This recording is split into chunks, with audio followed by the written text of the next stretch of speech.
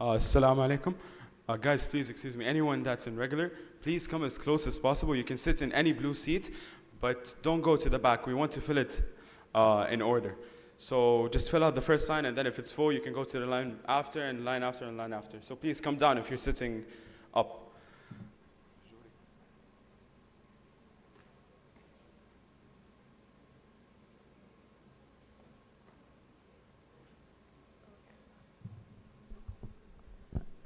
Assalamu alaikum wa rahmatullahi wa barakatuh. Hello everyone, my name is Judy Hindi.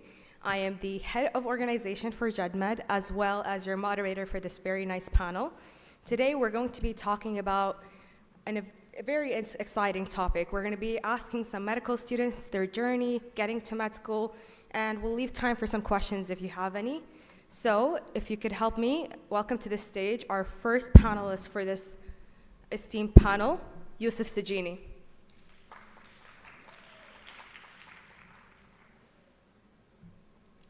I'd also like to welcome to the stage my very dear friends and amazing preparatory medical year students, Asil Al-Ghamdi and Siba.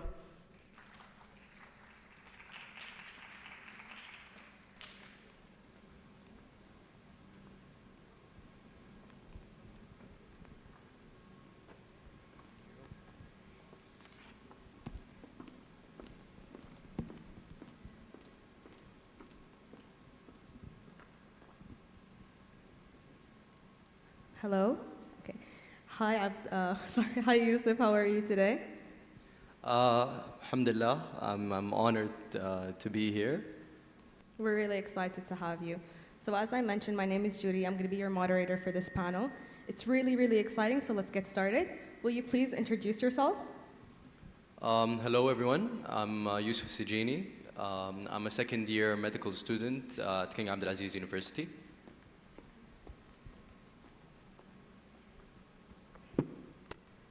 Assalamu alaikum wa rahmatullahi wa barakatuh.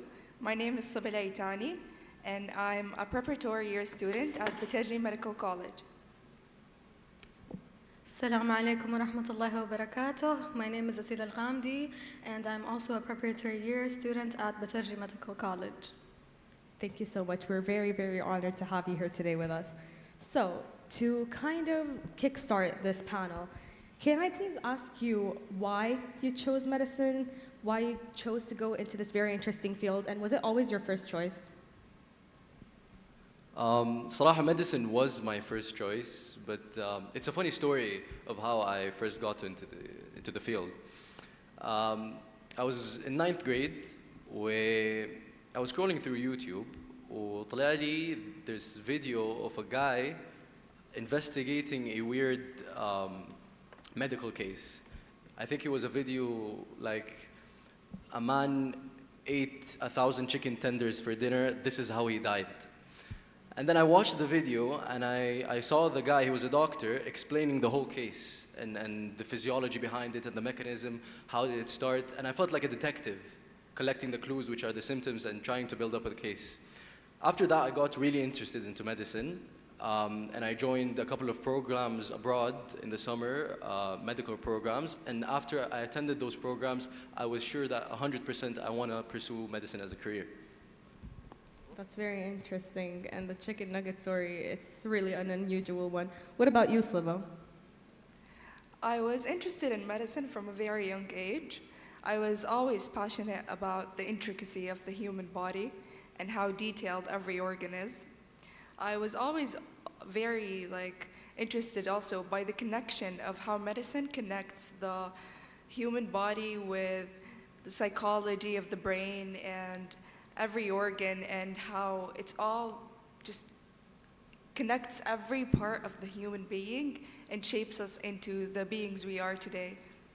Yeah, that's so true. What about you? What's your story, Asid? صراحة, first choice, I never really had a first choice. I always knew that I had like a pool of interests. If I were to ever work in one of these professions, I'd be very happy. And I also knew that there was a pool of interests that I would never, dip my toe into because it's just not for me. But subhanAllah, I always found myself going back to science and biology. And I was like, okay, but science and biology doesn't necessarily have to be medical. Alhamdulillah, I had the privilege to be able to, meet doctors such as Dr. Hala Mukhtar, Allah yarhamha, through my father. And I remember having a talk with her one day, and she was like, SubhanAllah, every single day on this job it challenges my beliefs, and it challenges what I know, and I have to be grounded by the fact that I have to learn forever, and that keeps me humble, and it really, yani mashallah, tabarakallah, it set the basis for a life where you were always going to be close to God, and you were always going to be learning, and you were always going to be helping someone, and yani, is that not something everyone wants? So alhamdulillah. That's very, very interesting. So we have here Yusuf, who's a second year at BMC, and then we have Asid and Sliba, who are preparatory year students. So could you walk us through a day in your life, like the structure of your day from when you wake up, when you get to bed? Is it always a routine where it's the same thing every day, or is it something where something might pop up randomly? Of course, for me, nothing is routine, especially with exam season, sudden projects, sudden events, whether they're academic or non-academic related. The ideal day that I would want to achieve in the near future is waking up early at Fajr, طبعا, praying, getting that barakah fi sabah, True. and then going into this flow state of studying, since it has been proven that early in the morning, your brain can go into this flow state of focus. So I would study for approximately an hour and a half, and then go to uni. Go to uni, learn, sit in lectures, socialize, go to labs, and then after that, I would go to the gym or do any kind of physical activity, whether it's sport or just exercise. And then I would go back home, chill, relax, have lunch, meet my family, and then just tune down before another studying session, and then finally go to bed early. So are you, Yusuf, the type of person that can easily get up in the morning and do something as hard as studying? Because I feel like with a lot of us here, it's just hard to not hit the snooze button the first time, So do you feel like you can go into a task such as studying, and especially a task studying medicine, mashallah, tabarakallah, do you feel like you can do that early in the morning? I feel like that's kind of hard for some people to just even get up. Alhamdulillah, I'm an early bird, and I think most people are. Just a quick tip, if you want to do this and get into this deep flow state of focus, wake up, do not touch your phone, do not check your phone. That's so true. No That's screen so time. true, yeah. And as soon as you wake up, Allah yakramkum, go to the bathroom, pray, do what you have to do, and then ala tool, just sit on your laptop or grab your book and start studying without any distractions. I promise you, you're gonna get into this flow state. It's always the hardest part is just getting to the action. Exactly. And actually doing, once you start it, it's so easy to continue doing it. And especially if you're studying the thing you love, it doesn't feel like a task. What about you, Saba? How does your day usually go? I usually wake up around 6 or 6:30 a.m. I like to go for a quick walk because I think the more active I am, the more productive I get in the morning. That's so true. And then I go to campus to get my lectures done or any labs or tests I have that day. And then by noon I get back home, I spend some time with my family, I have lunch, and then I get started with my studying. As Yusuf said, I try to stay away from my phone because that tends to be a very big distraction. So I always try to keep it away, lock it somewhere, and just focus and lock in to the mood of studying and really focus on that. Have a cup of coffee, and then just set it down and have a downtime and relax and get ready for bed.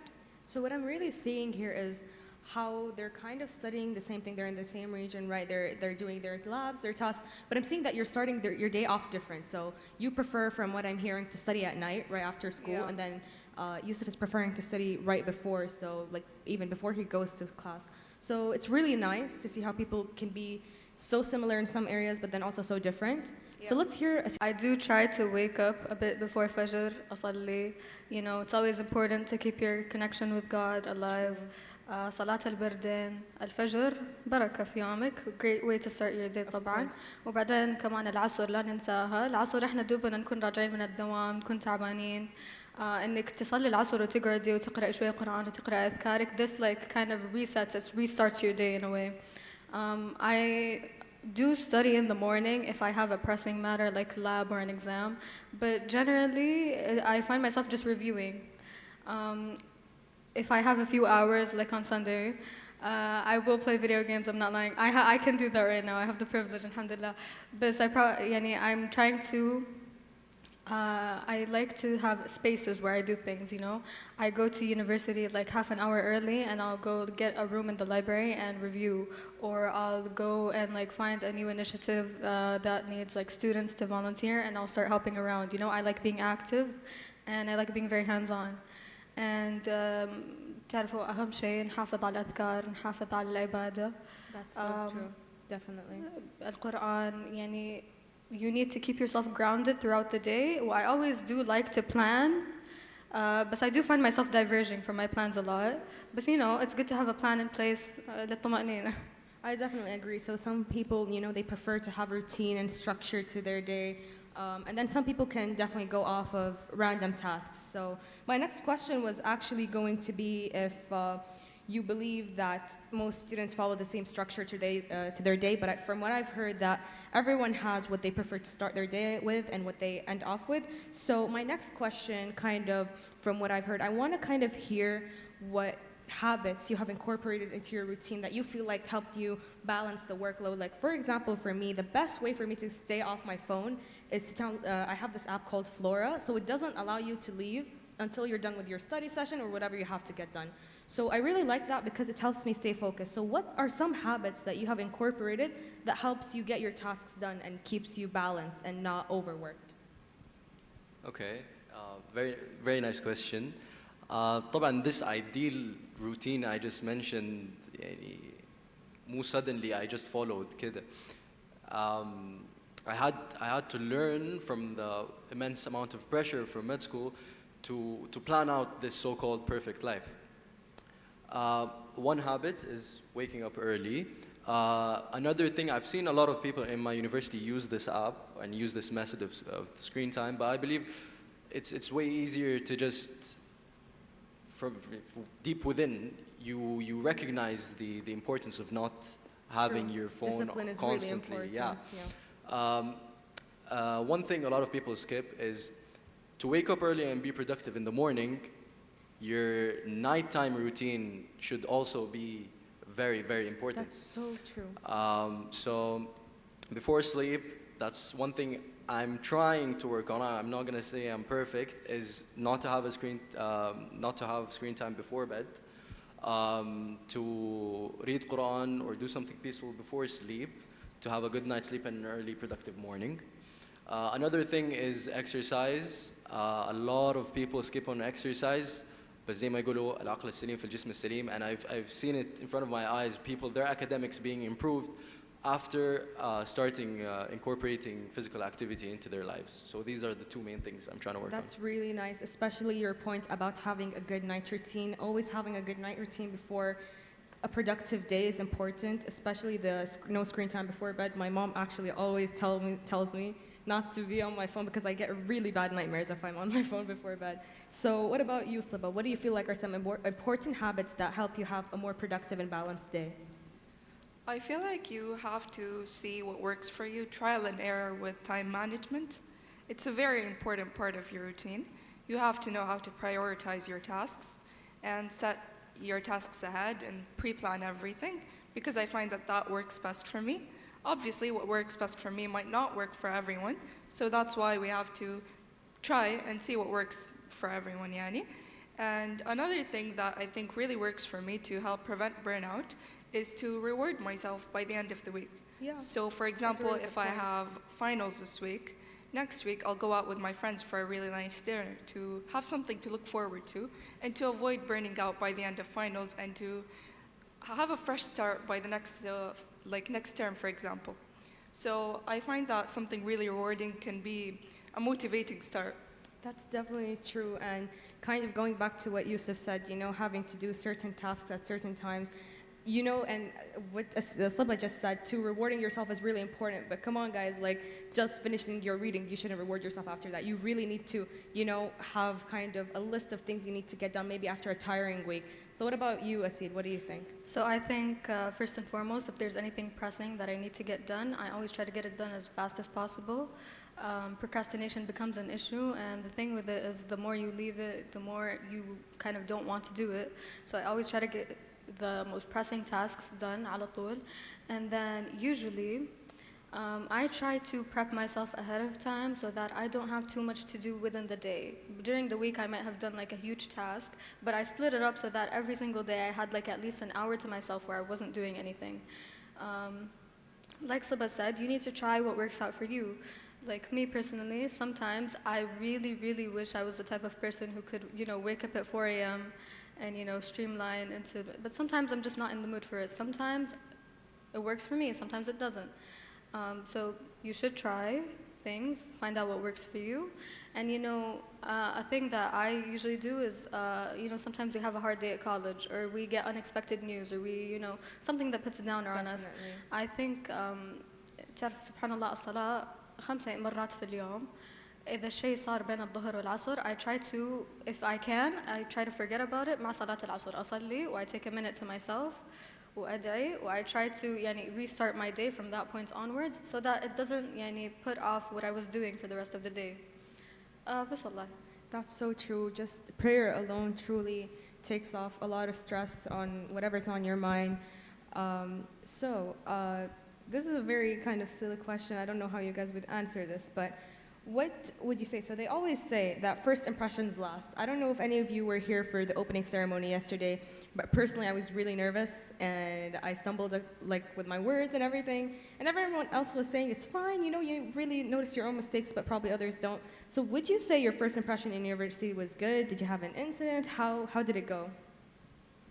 I'm a firm believer that first impressions do last. Alhamdulillah, I believe that I did somewhat of a good impression in my university. Alhamdulillah. Here's the thing. I don't know about other universities, but in KAU, we're such a big cohort. We're around 300 people in one major only. MashaAllah, tabarakallah. You're a shadow, you're a ghost, no one knows you. Yeah. I would say in the beginning, 2 to 3 weeks of university, you must have a good impression in order to establish relationships with your peers, with professors, to make connections, because these are the people you need in your future career. They're going to be your support. They're going to be a door for opportunities. You need to establish yourself and make a name for yourself in university. It is hard because a lot of people are not like-minded.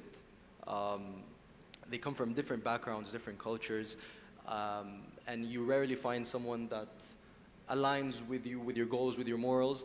But you need to, even if you didn't find someone like you or someone that follows your morals, establish, I wouldn't say extremely close relationships with other people, but somewhat of a relationship. You say hi to them every day, you know them, you know what they do, because this is what's gonna further your career in med school. You need to have relationships. Exactly. So one of the questions here, I'm just going to follow up on your point, since you mentioned how you can sometimes feel like a shadow in a community of 300 or more people. Do you feel like, and you mentioned as well how some people are really different, so do you still feel well supported in your community? Do you feel like even though you're really different with, say, let's say this person, do you still feel like they would have your back if you really needed them in a specific moment? Do you feel like it's a community where everyone supports the other person no matter what? Alhamdulillah, I have this small circle of people in my university which came from similar backgrounds, and a couple of them I knew them before university, so that's such a big boost, salaha. Yes, there are going to be your support. You're going to be under immense pressure, and you need people to lean on, and they need people to lean on. So you're going to be each other's support. There's a stigma around King Abdulaziz University not having such a good medical community, and while that is somewhat true, it's not that bad, because you need to seek out those relationships. زي ما يقولوا ما حد حيجري وراك. فأنت لازم you take Especially the in university, yeah, you're not gonna, the professors are not going to come to remind you, oh, you didn't submit this. So you have to really fend for yourself, as they say. So going back to my point, yeah, you need to have a friend group, not necessarily in medical school. You can have friends out of medical school, because صراحة when I sit with my medical school friends, every time we have a conversation or we go out, ultimately the conversation is going to end up talking about studying.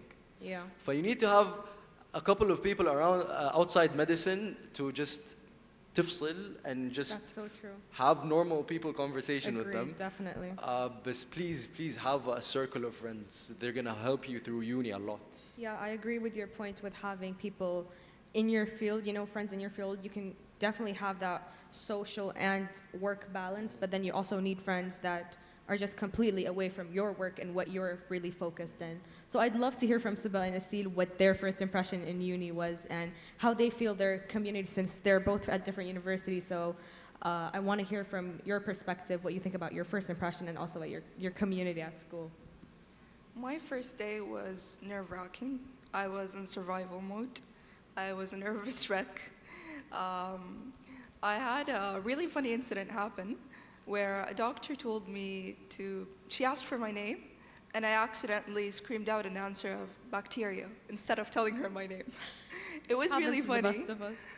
It was really funny. The whole class started laughing. And later on, I went and apologized to her and told her that my name is Sabah Tani. The answer I was supposed to say was bacteria. I mixed them up. She told me it was okay. She reassured me that these things happen on the first day of school, first day of uni, it's okay. And later on, she remembered me by that incident. And now I'm working on research with her, and we're planning to publish it. So it's all good. It's okay to be nervous. It's okay to have these incidents happen. And you shouldn't worry too much about that, because sometimes they tend to be for the better, like in this case. I definitely agree, yeah. It's honestly, if someone in my class did that, I'd definitely go up to them after. I feel like it's really funny. So what about you, Asil? So me personally, I definitely do think first impression matters, but I also think back to all the people I appreciate in my life, even if they're not close friends, even if they're colleagues. Their consistent kindness and diligence with me stands out more to me than the first impression they made. I definitely remember it, يعني من باب nostalgia and, you know, out of appreciation. But I think the two are just as important as each other, especially when you're in a new environment. I remember my first week, I did everything I could to prepare. And my first impression actually was with Dr. Naf Sharif, who was here yesterday during the research panel. And she was talking about social responsibility. And, you know, a light went up at my brain, and I was like, oh my God, I do a lot of social responsibility work. So I went up to her, and she was very busy, but she welcomed me for a chat, and I told her, you know, about Jed pages. And she loved the idea, and I've been working with her ever since. And I thought, you know, at first I went up to her and we talked and everything. And 2 weeks later, she had a workshop where she was looking for 2 student leaders to be, you know, social responsibility students. And I thought, you know, she's definitely not going to remember me. There are like at least 500 students there that day. And she goes, oh, Asil. And I'm like, yeah. So she started working with me, and I made sure to keep, you know, impressing her. I tried to keep the impression up. And I also remember going up to each of my doctors personally. And, you know, it's really about making the impression and then continuing it. And, you know, I've definitely been anxious before. I've definitely messed up first impressions before. But I think as long as you approach people with a genuine and honest mindset and you want to make a good impression, anyone reasonable is going to see what your actions are over and over again. That's so true, because, you know, not everyone always has better first impression, the best first impressions with things. And you should definitely not base people off their first impression on them. So you should definitely give them a chance, go up to them. Their personality always shines through in one way or another. So I'd like to circle back to a point you mentioned, Asil, Jed pages. So working with you, so I knew Asil from before Jed Med. We used to work together at Jed pages. So I wanted to ask you, you know, we were honestly the dream team. Everything was really nice. I miss those days, right? But why did you choose to go through with some extracurriculars, you know, when they're not really considered in applications here for any major, honestly, not just university. You know, they're more needed for abroad. But why did you choose to spend your free time outside of school on activities like Jeddah pages, for example? So first of all, honorable mention to Juri and Juan Hindi. MashaAllah, anyone who's worked with them knows that they are diligent وgenuine وما شاء الله أي شيء يحطوا يدهم فيه رائع. Thank you. I loved working with you guys. So did we. I am someone who I believe that my work, even outside of academics, should represent who I am in a way. And I love learning and I love self-expression and I love helping people. Yani all the campaigns and things I go after are always where I'm like teaching people or helping them or I'm learning with people. I always make a point إني أنشر العلم لأنه العلم knowledge, if you just like leave it where it is, it goes stagnant. No one can do anything with knowledge that they're keeping to themselves. Anything you do with knowledge is going to be public. So true, yeah, definitely.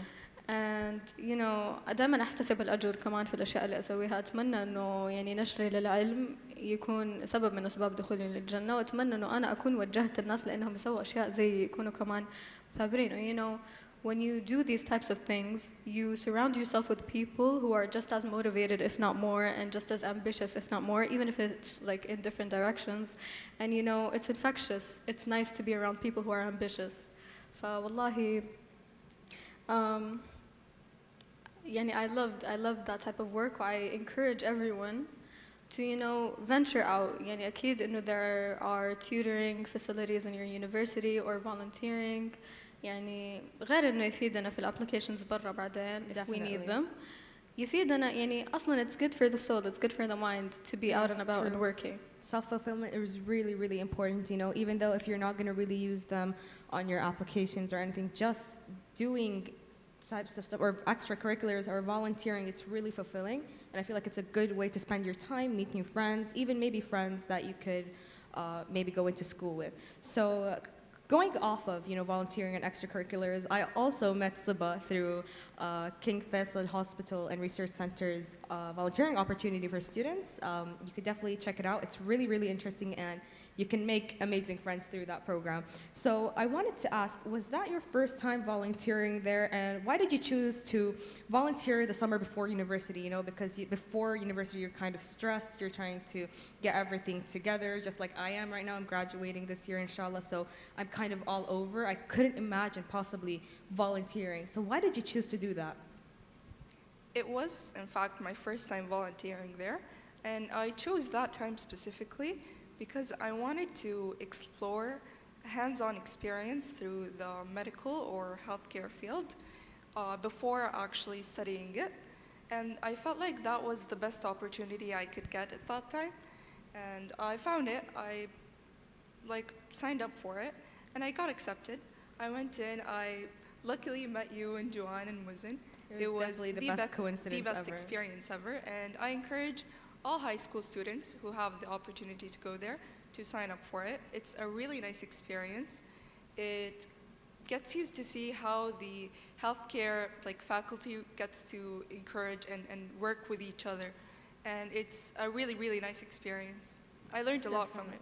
Definitely, definitely working or going hands-on in the field you're trying to maybe pursue in university definitely helps you set your mind, especially if you're kind of confused whether this is what you're passionate about or not, because sometimes you go to do it and you realize this is not for me, and that's okay, and it's good to know from early on. So as we're speaking about, extracurriculars and going abroad, I have a question for Yusuf. So you were in the very selective and highly distinctive Miss College Prep program, mashallah. So this program specializes in sending students or high school students specifically to universities abroad. It helps you with meetings and college prep courses. So was going abroad ever an option for you, or have you always set your mind on studying medicine here? صراحة, MISC was an amazing experience for me, whether I studied abroad or not. Studying abroad was my first option. I've always dreamt ever since I was a kid into going to the top universities, Ivy League, Harvard, Berkeley, those type of universities. But then when I discovered that I want to pursue medicine as a career, everyone told me that studying medicine in Saudi is better. Definitely. But I still wanted to go abroad. Yes. وحسيت إنه all of my efforts, كل تعبي, the extracurriculars I did, the essays I wrote, the researches I did, everything حيروح على الفاضي if Yeah, I felt like I it was study crashing, here. that like it was useless at some Exactly, point. exactly. And at some point, I knew that studying medicine in Saudi would be better, but I tried to force myself and tried to convince myself that I can study medicine in somewhere in the US or the UK abroad.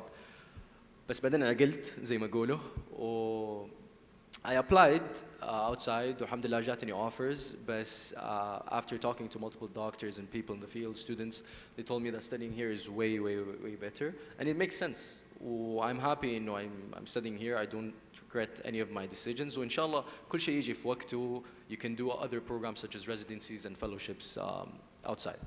Definitely. So I know a lot of us here, especially high school students, you know, they're always set their mind to, I want to go to the best university no matter what, even for example, it's not really what's best for them and their career goals, right? And that's very good example, mashallah, of how sometimes, you know, because when you're going into university, you're going to have to, unfortunately, kind of turn on that adult mindset, right? So let's say even if you got into the best university abroad, but medicine is better here, especially for our country and how you're going to be working here anyways. It's best to study here. So you're going to have to, unfortunately, think of what's best and not really what you want. It's better to think with your mind than your heart. But kind of going with how you really tried to kind of force to study abroad, right? Or you really wanted to make it work for the best. Do you feel when you came and studied here, do you feel like what were your expectations going to university here after, you know, you turned down after years of thinking you're going to study abroad? Did you expect something specific? How were they close? Were your expectations close or far from what you were thinking? Before I answer your question about expectations, I just want to add to the point. ما عمركم تحسوا إنه مجهودكم ضاع على الفاضي. يعني مثلا ECs for me, extracurriculars and all the things I did to study abroad. You just realize, okay, even if you didn't go abroad, they're going to shape you. They're going to shape who you are, your personality, and ultimately they're going to give you a boost over other people. Definitely, so no matter where you are in the world, keep doing these things and never feel that راحوا على الفاضي. بالعكس, they're going to help you. Exactly. Yeah. Going to your questions about expectations, I think all of you can relate here, whether you follow med students or doctors on social media or you watch medical shows. They romanticize medicine إنه كيف أنت هتكون دكتور و Grey's Anatomy و these things. Definitely. I don't want to say they built my expectations, but they had somewhat of an impact. Of course they would influence. They had an impact. When I first got into Abdulaziz University,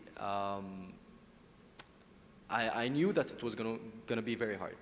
Going straight into second year is gonna be hard, with pressure, زي كده. But knowing that doesn't dismiss actually enduring and experiencing that. I had expectations إنه حيكون صعب, وبالفعل it was صعب. I had expectations, I'm gonna meet people from different backgrounds, and in fact, I did. So I would say my expectations kind of met reality. However, having expectations is not enough. You must endure them and pass these so-called tests or challenges of life. Definitely. So I'm definitely going to circle back to, so correct me if I'm wrong, Yusuf, but you graduated last year, right? If I'm not wrong? Yeah. So we're going to have to circle back on how you started the second year of uni, mashallah. But can we please just hear the expectations from Siba and Asil? Did you feel like, as Yusuf mentioned, some people tend to romanticize certain fields, for example, medicine from shows or maybe like law from Suits. So do you feel like you had some expectations beforehand, and what did you think? Did they meet those expectations?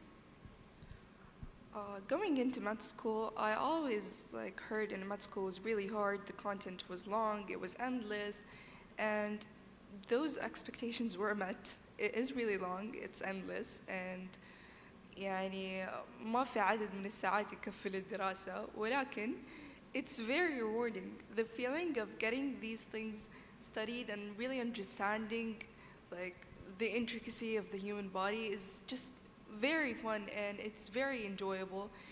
And sort of negative part of it is how draining medicine Yeah. is mentally.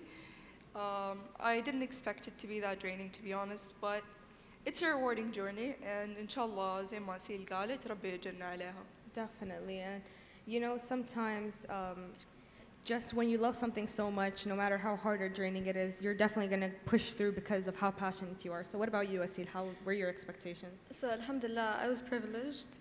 My father works in the medical field, and my cousin, who is a few years my senior, is currently studying in medicine.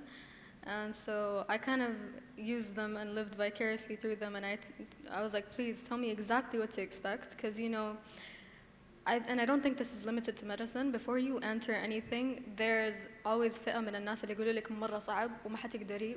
It takes all your time. Or they exaggerate. Even if it is actually difficult, they will exaggerate how difficult it is, and that kind of puts you in a negative mindset. And then there are people who, you know, underplay how difficult it is. So you really do need to decide for yourself. It is difficult, it is time consuming, but it is very rewarding. If you're truly passionate about everything in life takes effort. Nothing in life is supposed to be easy. Even having fun takes effort. So effort that goes into me learning stuff that I want to learn. أشياء مذهلة، أشياء تذكرني بربي، أشياء يعني ما أتخيلت في يوم من الحمد لله يعني it's crazy that this information is available to us يعني. Go back a few years, nobody would have expected يعني the surge of information that we have, not just medical. فالحمد لله هي نعمة كبيرة إن إحنا نقدر نتعلم. ويعني I thank God for it. Even if it is difficult, remembering that يعني في يوم من الأيام هذا حيكون أجر ليا. وإنه يمكن في يوم من الأيام حتى أنا I pass on the knowledge to someone else, and you know I start a cycle of learning is enough for me.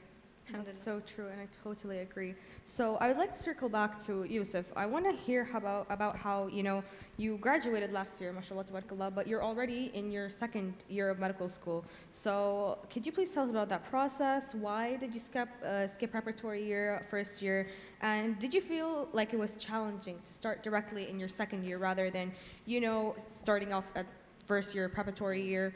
And did you feel like it was especially difficult because the age gap you had like with people in your cohort? And how did you find it? Okay, so there's this program called Waad at King Abdulaziz University, in which you can skip the first year, the preparatory year, and I believe it's the only program available to skip preparatory year in all of the governmental universities in Saudi. I knew about it in high school, and I've always planned on doing it. There are two main paths you can take. The first path is taking college-level courses in your high school years, whether they're AP courses, IB, A-levels, and each relating to your majors. So the WAD program follows the medical major, nursing, computer science and engineering. So for example, if you want to go into medicine, you need to take AP biology and chemistry. If you want to go into engineering, you need to take AP physics and AP calculus. The other path is taking the preparatory year content during your high school years. So I know a couple of people who did that. In their senior year, they took both their normal school material and the preparatory year material in order to skip the first year. Was it challenging? It was challenging, especially during my high school years. Some days I had to stay at school بعد العصر, you know, taking these courses, studying for the exams. They were really hard, and I think that shaped me to handle medical school better, to work under pressure. Is it okay if I just ask you a quick question? So did you find it more difficult to actually do the second year itself, or did you find it more difficult to do the first year content or your APs in your high school? So which one do you feel like all your hard work during the first year kind of paid off and you were kind of relieved that you skipped a year? Which one was more challenging? It definitely paid off because I did not want to go into uni and take the same things I took in high school, biology, chemistry, physics. They're the exact same material, if not on a lesser or on a below scale. Alhamdulillah, I'm grateful that I skipped the year. But nothing is more challenging than the first term of medical school. يعني although I took the APs in high school, the first term يعني من جد الله يعينكم. Being the youngest في الدفعة was not a challenge صراحة. a lot of people أصلاً in our cohort are from 2003, 2004. Come on, although they're a bit older than me, you can just fit in perfectly. Sometimes So you I felt feel supported. It wasn't like you were odd أيوة. one out. Yeah, Okay, that's حتى good. sometimes I feel like I'm older than them. Oh. So عادي, and just Age is have just a fun, number in enjoy, these click with cases. them. Yeah, it's not such a big problem. Okay, so before we move on to the last question and some questions from the audience, I'd like to tell everyone about our workshops where you can get volunteering hours. We're going to be having a debate workshop which starts immediately after this panel.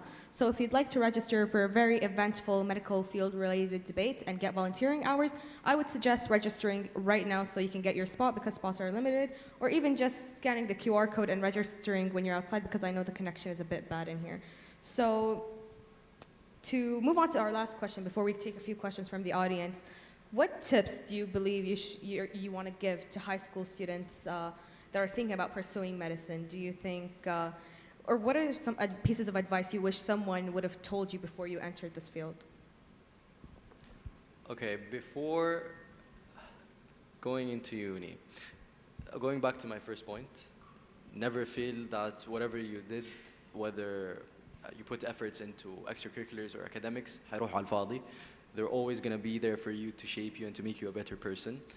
The most important things and what my parents constantly told me were keep all of your options open. Definitely. You don't know what's going to happen. What else? Okay, this is regarding medicine.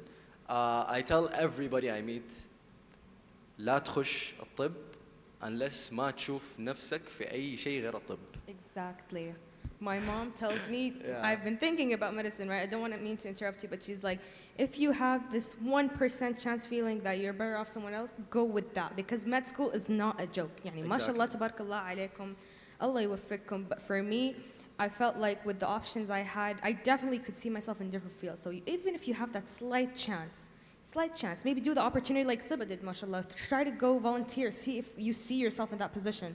But otherwise, you know, it's not really a simple thing to take the next 4, 5, 8, 10 years of your life. Because with medicine, you're constantly learning. There's more technologies, there's more things that are coming up. So I definitely agree with that point.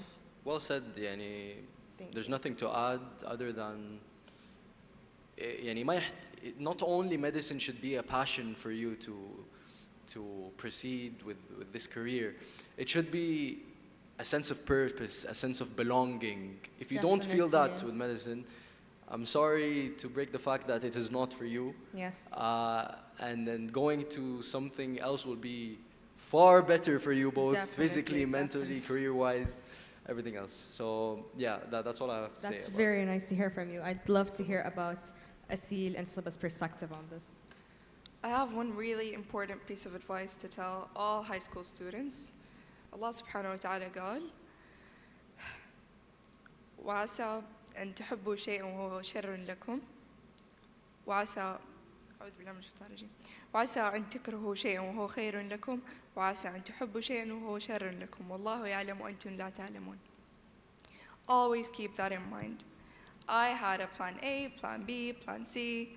I had multiple plans in mind, and if you told me a few years back that I would be here right now, I would have never believed you. So, من جد, كل شيء يحصل لكم خير. Don't have any regrets about what happens to you. And don't يعني think إنه أي شيء أو أي تعب أنتوا سويتوه ضاع لأنه ربي ما يضيع لكم تعب. Exactly. Any extracurriculars, زي ما قال يوسف, any extracurriculars you did, any clubs you attended, anything you did, حتى إذا ما فادكم in college applications, يفيدكم in your personal experiences, in your personality, in your core values, in multiple of other things, even if it wasn't in your uni experience. So good luck. Allah يوفقكم يا رب. Thank you so much, Siba. And I really love the ayah. It's actually the ayah I have in my wallpaper because after uni decisions, I felt like the world was going to end. But truly, I have to remind myself, Allah knows best. So what about you, Asil? So, speaking from personal experience, you can have plan A, B, C, and every time, subhanAllah, Allah will have a better plan. He'll have better opportunities, he'll have better people for you to meet. He'll always have, يعني, اللي من عند الله خير. كل شيء من عند الله خير. Biggest fact. الأخذ بالأسباب هو واجبنا. We have to Yes. research. We have to, you need to استغل الثانوي. Find yourself, find your skills, find your passions, find out what interests you, find out what you hate, find out what you could never do. يعني me personally, I could never work يعني jobs where I stay in the same place all the time. There's no so me. hierarchy. That's There's so true. I You know could what never. I mean? Find out what you like and find out what you don't like. عليكم بس إنه you research. والباقي استخارة وعلى الله. توكل على الله. You true. might have expectations for انتوا متوقعين انكم حتدخلوا شيء ومقتنعين و you've done what you have to do to get in وسبحان الله ما يتقدر لكم. يعني بالعكس I would never be disappointed if I was rejected from something because I know that this rejection came from Allah. أنا أخذت Rejection is بالأسباب redirection. Truly. وربي أخذ مني شيء كنت أبغاه وحيعطيني اللي أحسن منه. الحمد لله. فالحمد لله.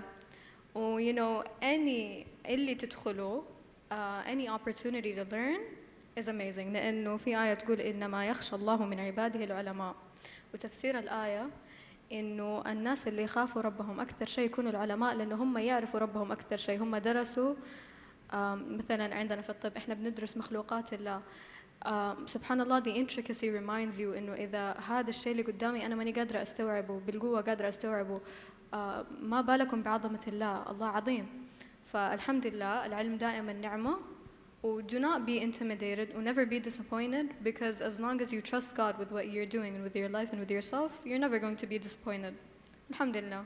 Alhamdulillah. Thank you so much, Asil. It was very nice to hear all your tips, especially after college decisions. It was really refreshing and definitely needed. So before we take any questions from the audience, I'd just like to remind you of our workshops. They're going to be starting immediately after, and they're actually with the BMC debate, Student Debate Club. So I'm sure that you'll learn something new and definitely make use of this opportunity to meet others that are interested in the same field. You can make new friends just through this opportunity. So I'd like to give the stage to you guys. If anyone has any questions, I'd appreciate if you could raise your hands and we'll do our best to answer as many as we can.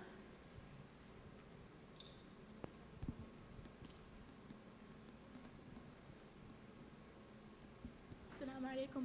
What medical subspecialties do you guys want to work in?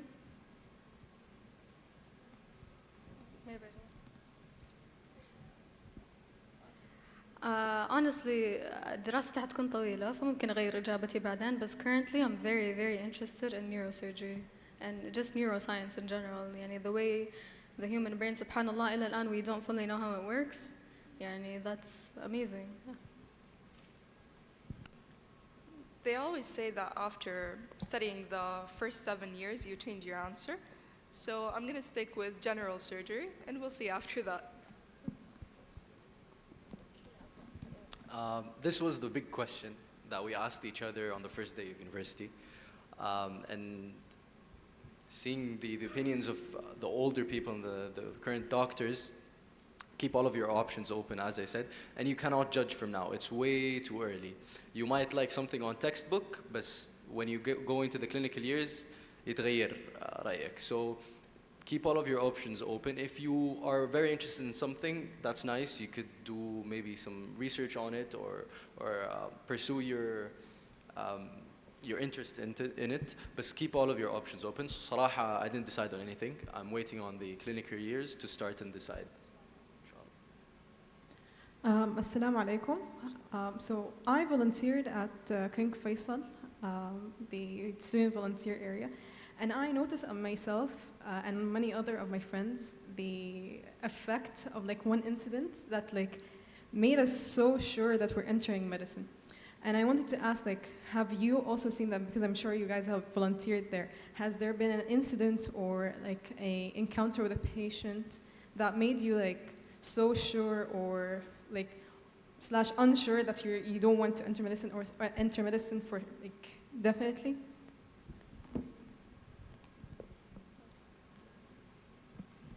طيب الصراحة I've volunteered a lot within hospitals and with patients so you'd think my answer would be there but the kind of the pin in the coffin I want to say for me was my last year of high school. I had a science club for younger kids and one day they were bored and we talked about, and I think this relates to Yusuf's story, we talked about Gloria Ramirez. I don't know if you guys know her but she's called the radioactive woman. Because apparently the entire medical staff who treated her passed out And it was just a very interesting story. It was very bizarre. BuzzFeed did a thing on it.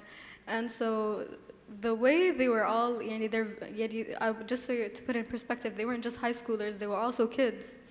And the way they were also, the childlike interest and curiosity they had resonated with me. أنا تحمست معاهم، أنا كنت بعرف معاهم، كلنا كنا قاعدين ندور على الإجابة. There's nothing like it, really. There's nothing like being excited to learn. غير عن كده طبعا لما يقولوا لك imagine doing anything to make someone's life better. Just helping a random stranger on the street makes you feel better about yourself. تخيلوا ما بالكم بالصحة. That's really my answer.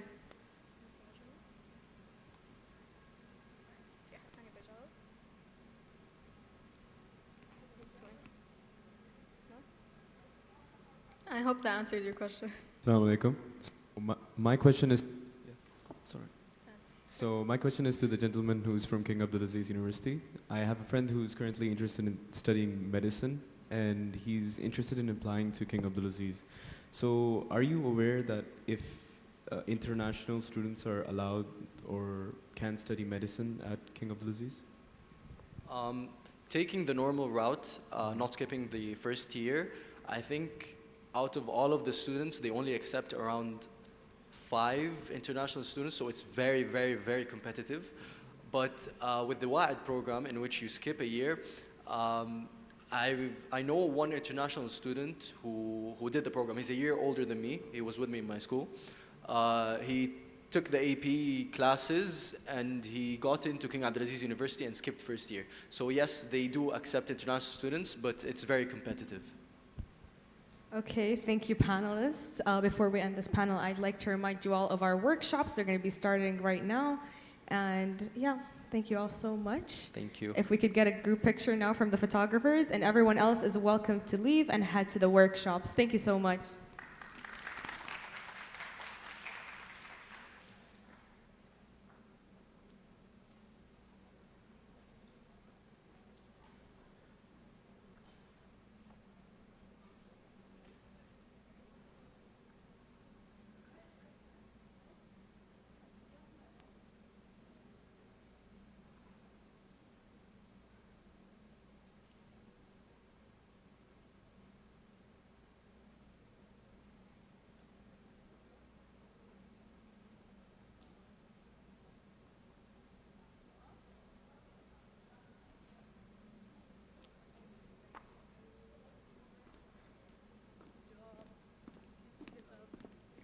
Everyone, the workshop will be at around an hour, so please be back at the auditorium for the next panel at 6:30. We appreciate your cooperation and thank you for being here.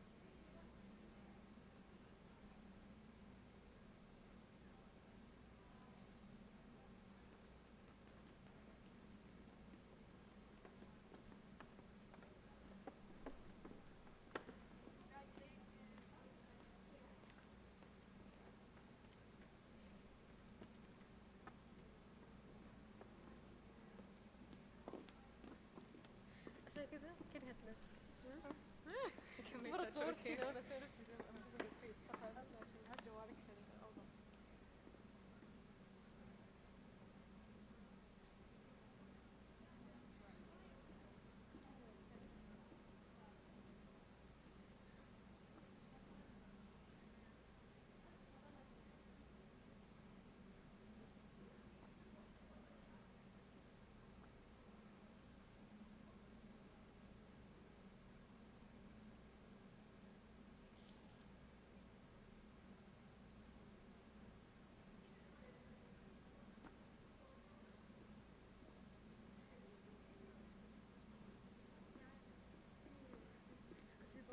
ايوه لا مو بابا إلا باي في بابا ده باي. بابا.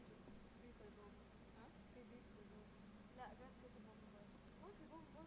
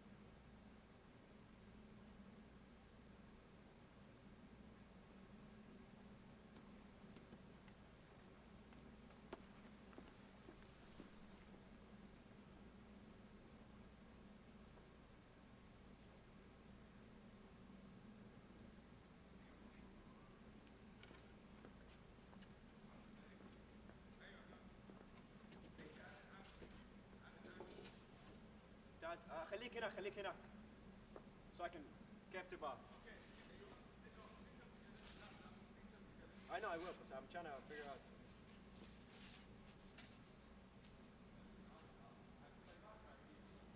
Huh?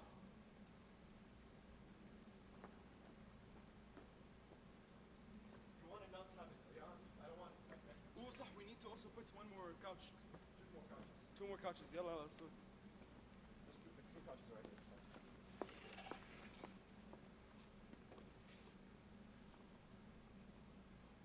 Am I tweaking? Listen, let's do the couches first because we're gonna change it after the couches. طيب واضح ما في يخرب ولا انا صعب بالتعب.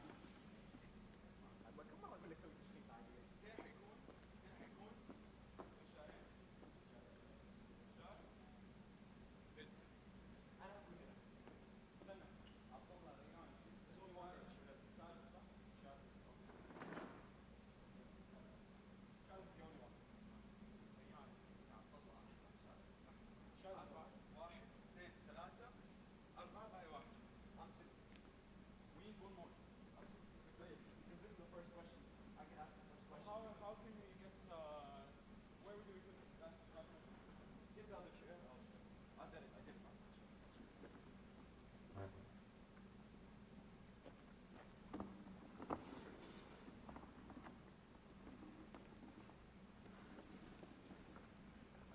فين؟ هنا؟ I'll make more space. طيب حجيب طاولة. I'll make more space.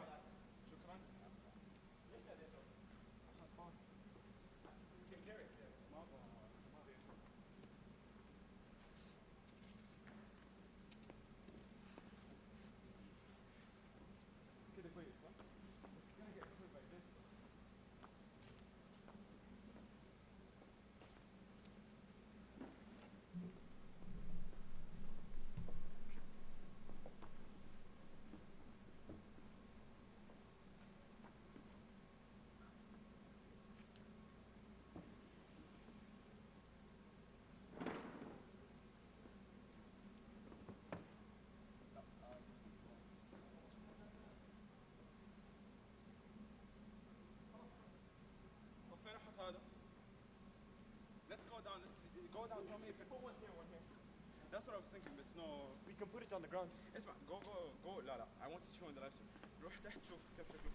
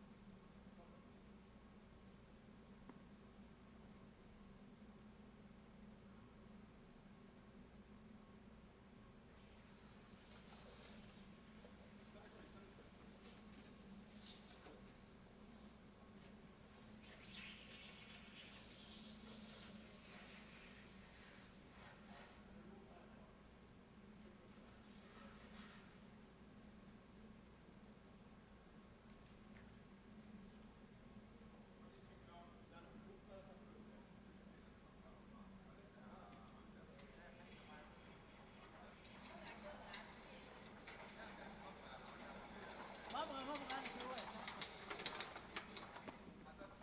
ايوه.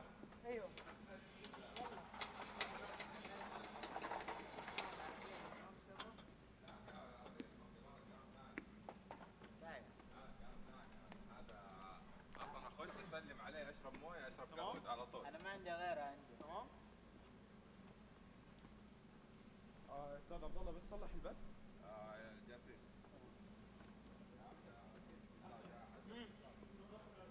ليه سيبني؟ لا.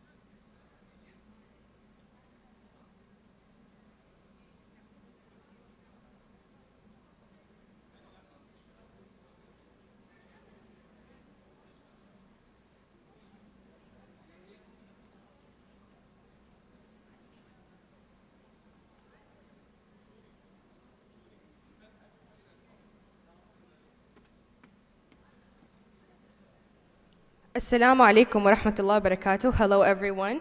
We will be beginning the next panel shortly. If you could please take a seat, and please try to come to the front. If there's a seat in front of you that's empty, please try to head there. We're really excited for this panel. It's not really medicine related, more for the youth, for the future of medicine, for the future of innovation. I'd like to welcome to the stage President of Jed Med, as well as your moderator for this panel, Ahmed Al-Keilani.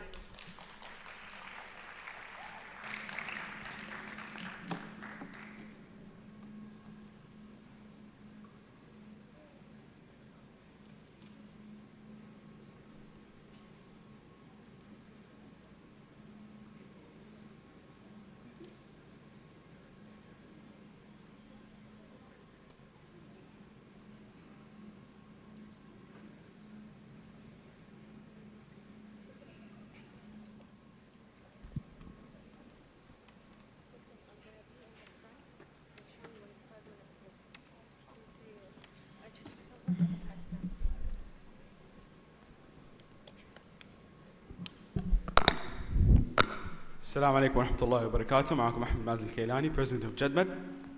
And I'll be the moderator of the Student Innovation and Leadership panel today. So, I'll start by introducing our speakers for today. Ahmed Al-Banna, Senior at the American International School of Jeddah, and incoming freshman at UC Berkeley's College of Engineering. Abdelmalik Al-Qurashi, Founder and CEO of Saudi Academics, a fast-growing event management and consultancy company. Rayyan, Founder and CEO of Concept Academy and Denise Events, and a fourth-year medical student. Abdullah, Naghra's volunteer president and ISIF finalist. And last but not least, we have Shadil, a third-year medicine and surgery student in KSAU, a research associate in the Saudi National Institute for Health, also known as SNIH, and a BSc student trainee in the field of stem cells and cell therapy in King Abdullah International Medical Research City. So, please, I would like to welcome all speakers up on the stage.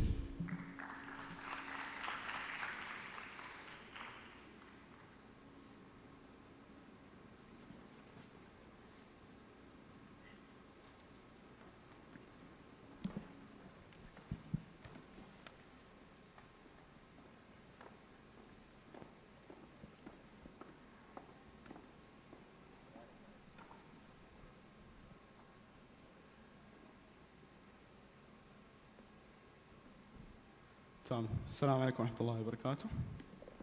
وعليكم السلام ورحمة الله وبركاته. All right, so seeing as all of us are students, whether it be in college or school, I would like to start with a very important question.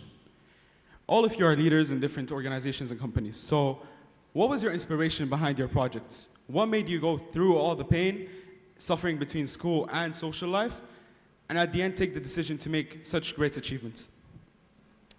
Now, inspiration is the first question anyone asks when you're in an interview. What's your inspiration for doing this? Honestly, this question is deep for me because just last month I was in an interview. The man annihilated me in the interview, came back, he asked me, do you have any questions? I asked him, what is your inspiration behind this event that you're running? What is your inspiration behind this conference that you're running? He then proceeded to laugh at me and tell me that was a horrible question. But let me tell you why I believe that's a very fascinating and beautiful question, because your inspiration is dependent on what you do next. When you are inspired to do something in your event, for example, let's take Jed Med as an example. If they were inspired to have the best speakers, to have the best education, you would find that the speakers were the most impactful part of the event.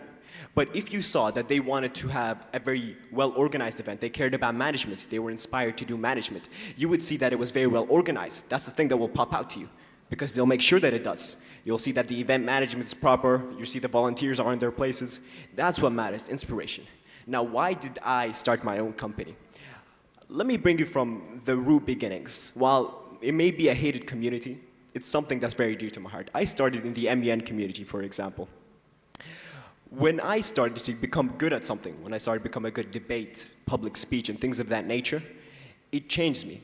because now I have a reputation to uphold. I have things that people see me as, and that's something to uphold. I started to enjoy it. I started to enjoy having something to protect, having something to manage. And that's when I began my company at Waad Academics. I will not take all the time. I'm sure Banna has something interesting to say as well.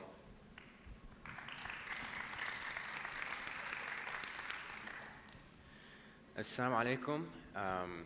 As Ahmed introduced me, my name is Ahmed Al-Banna, senior at the American School, and I'm an incoming freshman at Berkeley's College of Engineering. The question you asked regarding inspiration, why do I do what I do, go through the school, go through the social life stuff, etc. I think the answer for me, it comes from what can I do and not sacrifice school or social life. My social life is driven and it is ingrained in everything that I do. It's about doing what you love. When you do what you love, you don't feel that turmoil. When you do something, instead of it for a resume or a college application, and it comes from a place of genuinity, even if you slap it on a resume, that's what makes something matter. That's why it doesn't feel as hard. So the things that I've done, it's a wide array of things, right? I'm an engineering major, but I'm multifaceted. There are multiple things that I've done throughout high school, and every single one of them I loved. So moving with the Waad Academics event planning, I hosted a TEDx conference at my school. I love doing it because it comes down to the idea of, showing social justice, bringing ideas to the table, having those difficult conversations that we don't have while we're sitting with our friends, and bringing it to the stage. I had a magazine club, so building school spirit, because that's not something that I see in here, my school, Saudi Arabia, Middle East in general. And my podcast, I love talking. I love having conversations. I love learning from others. So everything that I did, I loved, and that's where inspiration comes from. Inspiration comes from doing what you love. So for anybody here, and just the kind of thing I'll throw out into the ocean, find what you love, kind of connect it to your future, and that's a recipe for passion and a recipe for something that succeeds.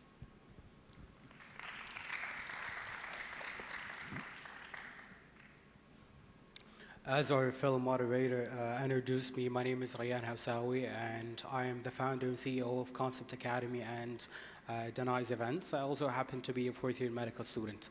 Now, for me, the inspiration comes from a place of passion and responsibility as well. And I remember since young ages, since middle school, and I was very fascinated by the idea of extracurricular activities. And I was lucky to join multiple summer camps and training courses in different fields, which exposed me to different environments than the one that we see in the classroom. And it taught me that there's more to life than what we're taught in the classroom, and there is more things that we can do than the things that we're asked to do. But somewhat school can be sometimes limiting, sometimes repressing for our abilities and interests. So that's why I decided to pursue somewhat of an irregular or a different path where I can actually practice and learn the things that I'm not taught in school. And the second part is the responsibility, because I believe I was blessed with a very educated family that invested a lot in our education, talking about me and my brothers. So I believe it is part of my responsibility to pay back and to pass down those opportunities for the youth community and the next generation.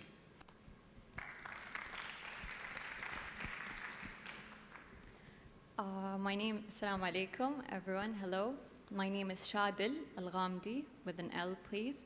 I'm a third-year medical student at King Saud bin Abdulaziz University for Health Sciences. I am a research associate at the Saudi National Institute for Health, also known as the SNIH. I'm as well a BSc trainee in the field of stem cells and cell therapy, currently working on finding a cure for one of the diseases common here in Saudi Arabia.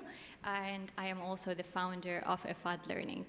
So with all of those stuff as a third-year medical student, I think what drove me to do all of those is زي ما يقولون كل أحد له من اسمه نصيب.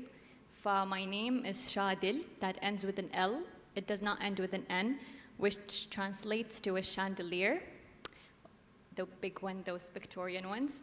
So I think that why I chose to do medicine and search for cures and get myself into deep, extensive research is because I always would want to be like a light in someone's life.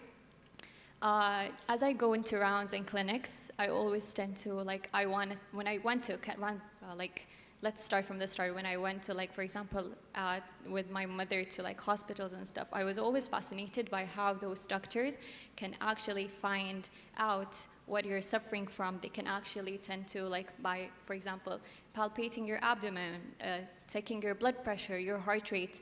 They just reveal a whole new thing that as I studied medicine, how the doctor reached to that conclusion includes so many fascinating steps that sometimes leave you saying, Subhanallah, and also admiring this doctor who actually reached that conclusion and reached to another conclusion in order to make your life easier.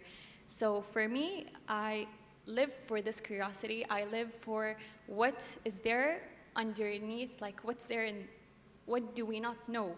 I tend to look for what do we not know, what do we still need to know more. So, and there's no field better than medicine, with all respects to all field, but we can also tend to say, إنه زي ما قالت one of our panelists before, there are so many things still not understood in the human brain. So all of this concept overall is just so fascinating to me, and I think it relates so much to me as a person. Assalamu alaikum wa rahmatullahi wa barakatuh. As Ahmed introduced me, I'm Abdullah Halawani, the president of Naghra's volunteer and as well as ISF finalist. بصراحة, my inspiration, to be honest, there are two main things. First of all, my friends. My friends didn't just inspire me to participate or engage in the community. I actually joined one of the best research programs, SRSI, because one of my friends, I had no interest in research, بس يعني لما أنا شفت إنه صاحبي بدأ يسوي هذا الشيء فجربت وعجبني مرة وكملت فيه، ومن بعدها بدأت أتعرف على ناس أكثر، صرت أسوي connections أكثر مع يعني مختلف الناس من المجتمع، والحمد لله في النهاية أنا I was offered يعني to be the president of Naghra's volunteer في هذه السنة تقريبا. والسبب الثاني هي النهاية آية في القرآن الكريم، قال الله تعالى ومن تطوع خيرا فإن الله شاكر عليم. أنا بصراحة أشوف التطوع واحدة من أهم الأشياء في المجتمع، وأنا عن نفسي أحب التطوع أساساً من قبل ما أنا أصير رئيس تطوع نغرس أو أي شيء. كنت أتطوع مع فرق تطوعية ثانية، فحبيت هذا المجال وقررت إني أدخل وأشارك فيه.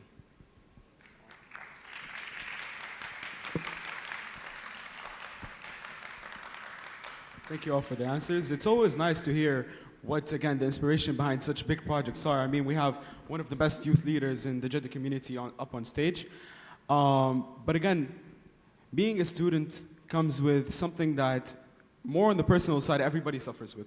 Family pressure. Whether it be with your major, whether it be with your studies, your life. See, as Ahmed said, sacrificing is a bad option if you want to start a company or an organization. Sacrificing either your social life or your educational levels, it's always a bad choice. But then again, you also have pressure from outsiders, family. How can you handle that pressure while maintaining them and also making sure that your company is successful? It's not just for a college application or word of mouth. It is actually successful, such as your guys' work. That's a great question. And it's something that I believe everyone sitting up here has discussed with their family for multiple hours about this same exact topic. And something my dad always says is, ما يمديك تصلي السنة لو ما صليت الفرائض. لو ما تصلي صلاة العصر والظهر والفجر ما يمديك تصلي سنة. You have to look at what's the most important for you right now. I don't like the people who, oh, I don't need school. I don't need to study. I can start my own business in high school and I'll become successful. Well, you can't find some of the outliers, the billionaires who dropped out of school. But school is still the #1 most important thing in your life. As a student, your one obligation, or at least most students, your one obligation is focus on your studies, get your good grades. Anything extra, that's wonderful. But if you don't, your studies are what you have because you still have time to progress in the future. And for many different people, if you want to focus on a business and your extracurricular activities or your schooling, It's either about time management or you learn a method that works for you. Okay, so my studying method is this. For example, I take 1 hour to finish my studies. Then I can take another hour to do my extracurricular activities. Maybe if, for example, in my case, most of my work comes from the preparation to the events, and then afterwards when I attend the events themselves. I have to prepare everything beforehand these events, because I know in these 3 days, in this weekend, I am not going to focus on anything else. There is nothing that is going to take me off of this. My phone, I don't check it for about 48 different hours. I only have this event. So you need to make sure that everything is, you did all your homework, you studied for all your tests, you made sure that everything is perfect before I can go into what it's called, an extracurricular activity. Because it's in the end of the day, it's extra. You have to make sure that your schooling is your number one. And I agree as well, it's not a sacrifice. It's not sacrificing one thing for another, but it's rather balancing them. While yes, both are important, you have to also make sure one is a priority and make sure one is always done. You have to make sure your schooling is always ready. Because anything might fail. Obviously, it's beyond your resume, but anything might fail. But your schooling, it has to say number one. Because in the end of the day, it is your backbone. And it is the thing that you'll take with you for the rest of your life. You can't drop out of high school and get a good job unless you start your own company and you become the 0.0001% of the world. Your schooling is number one, and then your company, your extracurricular activities, and things of that nature.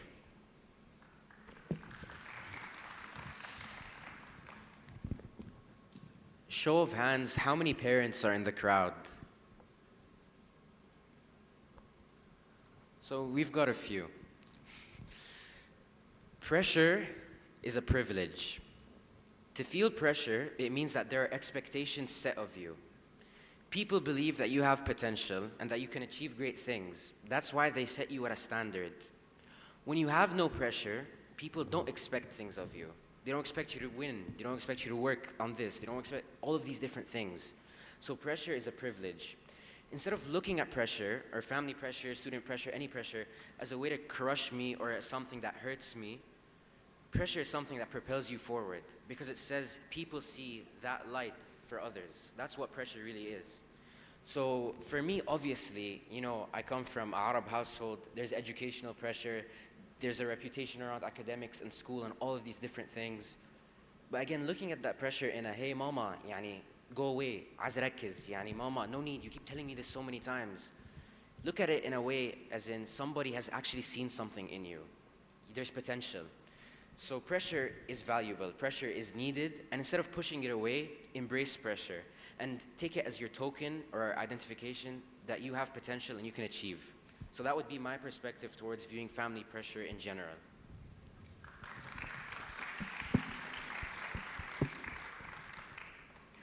I believe pressure is another synonym of strength, but it's on an opposing direction. It's not a strength that's coming out of you, but it's a strength that's being practiced on you. And if you're feeling some pressure, it means that you're actually doing something valuable and something that has enough potential in order to oppose this pressure. So it should be a good indicator. That's one. The second point is that pressure sometimes can be internal. Because, for example, when you're getting up on such a stage, you're having all of those thoughts about what are the crowd are thinking about me, for example. But those thoughts might not actually be there. They might only be in your head. So if that was an indication of something, it indicates that what you're doing is actually matters and you're putting enough thoughts and efforts in it. Third point is that pressure shapes your personality because when the context of physics and geology, pressure is the thing that actually created rocks, which are very solid. So if you were not subject to any sort of pressure in your life, you're not going to grow that tough skin that's going to help you to survive. And a lot of people, for example, mistake the actual purpose of standardized tests or just regular exams in school. No one cares about how much pieces of information can you memorize in such a short period of time. But what that is doing is that it's indirectly strengthening you and increasing your adaptability and increasing your resilience and testing your limits. When I look back at the things that I survived, it makes me feel good about myself that I survived a lot, so I actually have even a greater potential than I thought. So I believe, yes, in order to achieve, you need to you need to go through some obstacles and some pressures, but you need to use them as a motive to make you put even more effort in order to present yourself in an undoubtable way.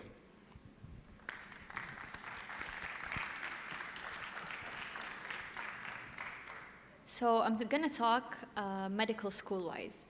Regarding balance and pressure, and I really do agree with all of my fellow panelists said about pressure. Pressure is actually a privilege, and I really do believe if all, like for example, first years who entered university, if we do not have the pressure to actually get high grades or perform good, we wouldn't actually go to the next step, which is entering medical school, because there's like an elimination process in the middle. So if we weren't pressured and we weren't like focused to actually go to achieve our dreams and enter medical school, I think like we wouldn't actually give out good quality students and doctors that actually deserve the spots that are safe for them.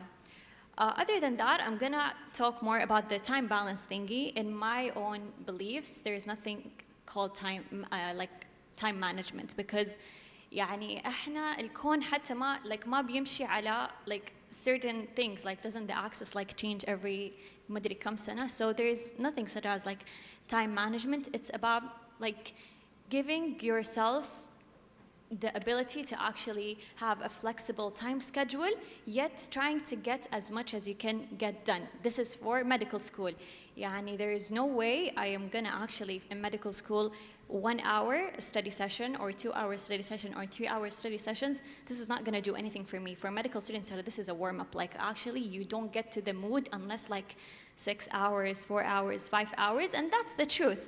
And I also like someone once told me is that قد ما تعطي الطب راح يعطيك. So here we're in a medical conference. Medical school is different from high school, yet it's different in a way إنه it actually makes you mature.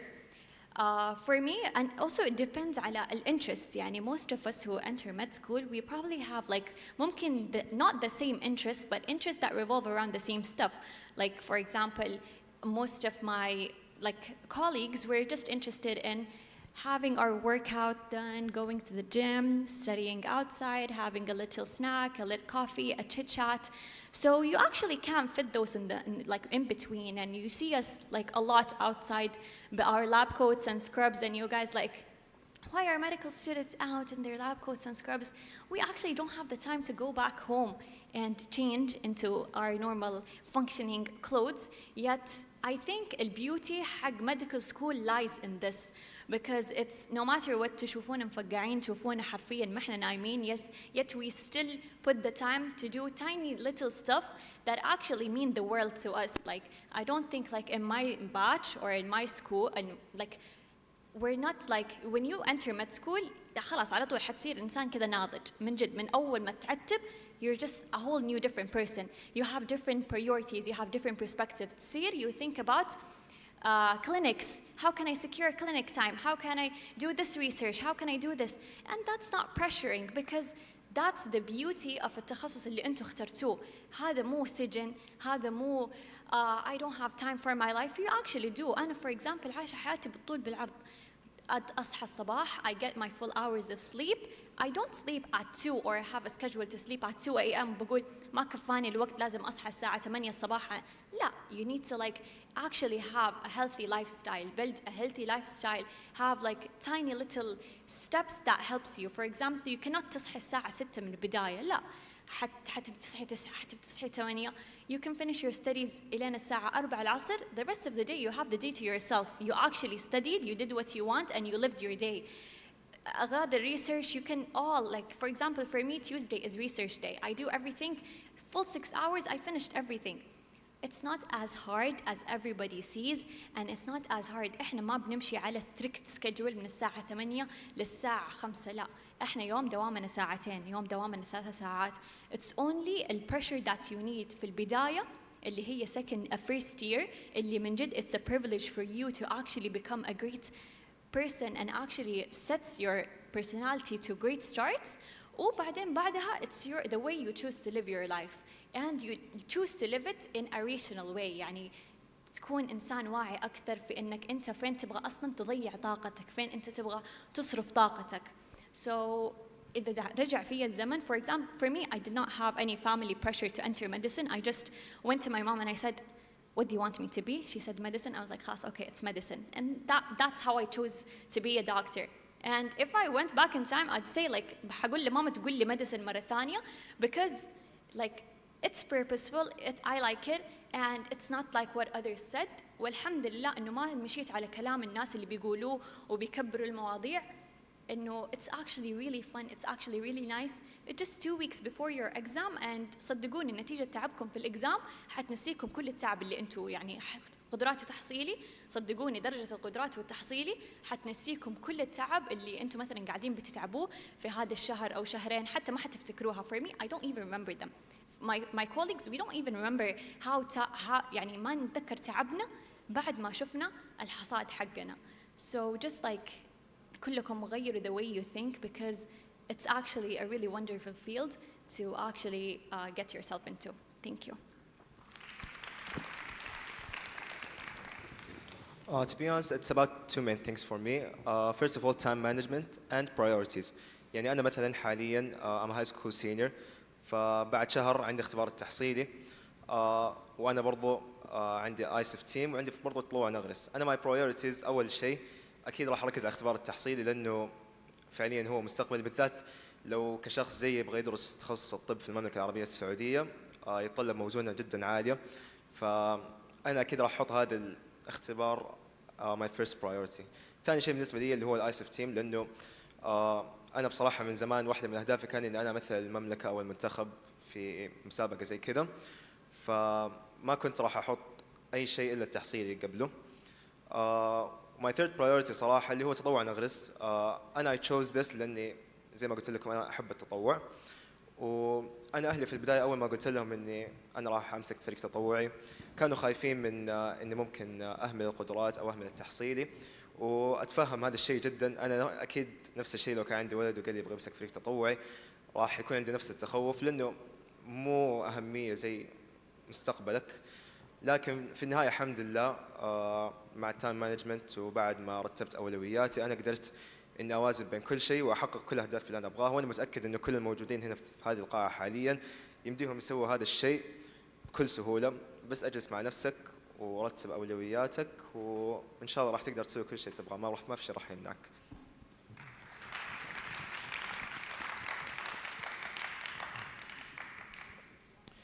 All right, moving on. We have a UC Berkeley upcoming engineer, freshman, inshallah, Ahmed Al-Banna. So, Ahmed, I want to ask you something very specific. Seeing as you're a senior in the American International School of Jeddah, there are a lot of students that don't have access to programs such as MISC, IBDA, Mohiba. And these programs help you a lot, especially since American universities really care about and extracurriculars. But seeing as you yourself did not have access to any of those programs either, I wanted to hear your tips about what to do, other than your GPA, of course, that can help you go into such amazing universities. So this question in specific is something that I would love to answer. When it comes to this idea, when I looked at this college application game and all of these things, there are some standards, some things that are popular buzzwords getting thrown around. So the research, the this. And obviously, I went out and I reached and I called and I tried to make these connections, but I was met with the same barrier every time, which is, you're not Saudi, which is fine. This is a beautiful country that supports its own citizens. But at the end, for me, I'm Egyptian, I'm Masri. So it starts from the idea that I don't have the same opportunity as everybody else. The way to counteract this is create your own. Found everything. You don't need to go out and search for this. And everybody here doing all of these amazing programs, MISC, IBDA, Mawhiba, understand that there's hundreds of others doing the same thing. You need to shine and you need to do something that you love. Padding a resume is nice, but how are you going to talk about it? How are you going to express it in an interview? How are you going to tell your story? So with all of these barriers faced, it's about cold emailing When I found that I couldn't do research here, I cold emailed the University of Illinois Urbana-Champaign, and I landed a virtual position. When I couldn't, go through conferences and go to universities and speak about certain things, I hosted my own. The number one word when it comes to all of this is initiative. Take the time out of your day to understand that this position that you're in, whatever situation it is, you can get out. So have a growth mindset, that's my first thing.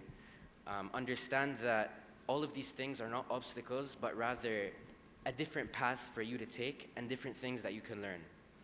I think I realize now, at the end of this entire journey, that if I had gone through all of the same programs that everybody else does, I wouldn't be the same person.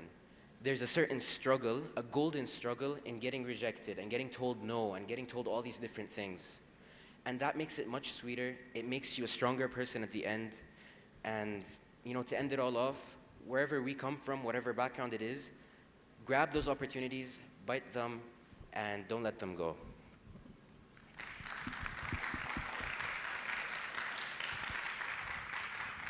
All right, Abdul Malik. So you've mentioned how, as founder of Waad Academics, which is an event management and consultancy company, you've mentioned how you all, event management in general, it's a very big field.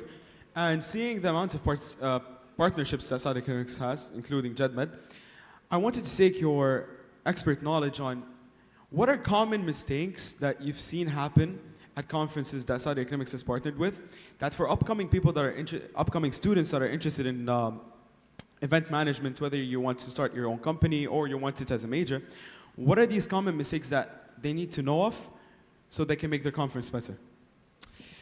Now, there's many different things. Firstly, you have to look at yourself before you start anything. Just in general, as a rule of thought, before I want to start a conference, before I want to have a new big idea, before I want to change something in myself, I have to look. Inspiration, something I love. What's my inspiration? Because that inspiration shows everything that you're going to go through next. If my inspiration is something like this, my actions will be this. That's first. Secondly, the mistakes that most students go through is that they come unprepared. Oh, I've seen Fulan and Fulan. Oh, he made a conference. It looked easy. Okay, I'm just going to go here. I'm going to start an Instagram account. I'm going to say the dates are this, this, and that. And I'm going to contact this venue, and inshallah khair. It doesn't work that way. Because first of all, you have to look at yourself. Who are your closest companions? Who's going to work with me on this? Because no one can do something alone. You need someone with you, and you need a team. What is my reputation in my community, and what is my effect? When I say something, how many people will listen and how many people will follow me? Because everything is dependent on one, the person who is running it. When I know the person who's running it, if Elon Musk came and started a conference today, we'd have 1 million students, 3 million, 5 million, everyone from around the world just because of the name. Look at your name, build your name, and build it in an endeavor or in a field that you love. Because when you're really passionate about something and there's something that you love, everything else comes with it easy. Because it's not work anymore. It's a passion. It's fun. It's what you wish to do. It's your life. It's your entirety. It's your passion that brings you that reputation that you so desperately need. It brings you the people who are next to you. It brings you your right-hand man, your left-hand man. It brings you your team, your community, your board of directors, everything for your conference, for your company. It's from your reputation, your passion, and from the people that you have. Most people, they don't build it. They just assume that the conference itself will do its own. But there's much different preparations that come from the person themselves who's running it before. You can work with different conferences beforehand, so you can build your reputation, so you can understand the intricacies of different conferences. You can understand, okay, I have to do this, this, and that in order to build a proper conference. Not just go into it blindly because you saw some random person, which they may be very successful, but in the end of the day, seeing someone do something isn't the same as experiencing it. It's yourself. I could not agree more. I've been working with an amazing team on this conference for a year. Alhamdulillah, although all the rejections and stress, but here we are. So, moving on, I want to go to Rayyan. You've talked about how you own a event management company. And I've seen on your CV, your LinkedIn, how you passionately talk about event planning and management in general. So seeing again, as you're a 5th year medical student, it's very interesting. Why didn't you go through the business management or event management major in any university, seeing as it is also a major. Why did you choose medicine and also continue on event management and own a company for that? Well, first of all, the idea of the event management agency in general came a lot early. Came even before I got into med school, and actually it was a very bizarre situation. I mean, we were sitting, my friends and I, and one of them, Mohammed Al Ghali, shout out to him. He was talking about his experience in Riyadh season. He was an organizer there, so he was telling us about how impressive the experience was and how he enjoyed working in the entertainment field. I mean, imagine having a job that basically says entertain people or have fun. It sounds pretty interesting, right? And I used to live in Dammam, and we did not have that kind of entertainment, and we also did not know how to get into that field. So it was just a very random suggestion. I was like, so can you imagine if how amazing it would be if we started our own business? He was totally supportive. He was like, go ahead, I'm totally supportive. And alhamdulillah, he ended up being the head of our organizers. I remember I went back to my room that day and I wrote down the idea, and then I started brainstorming, and then one thing led to another. Now, to answer the second part of your question, why did I not study or take it as a major? This actually applies to business fields in general. I was very interested in business since middle school maybe, but I did not have a clear vision on what business do I want to get involved in. So the event management was a nice start for me, but I believe that business is a major application. You know, you apply more than you practice the knowledge itself. So it's more dependent on skills than how much knowledge you carry. I mean, you don't have to know all of the principles of finance and project management in order to found and manage a good business.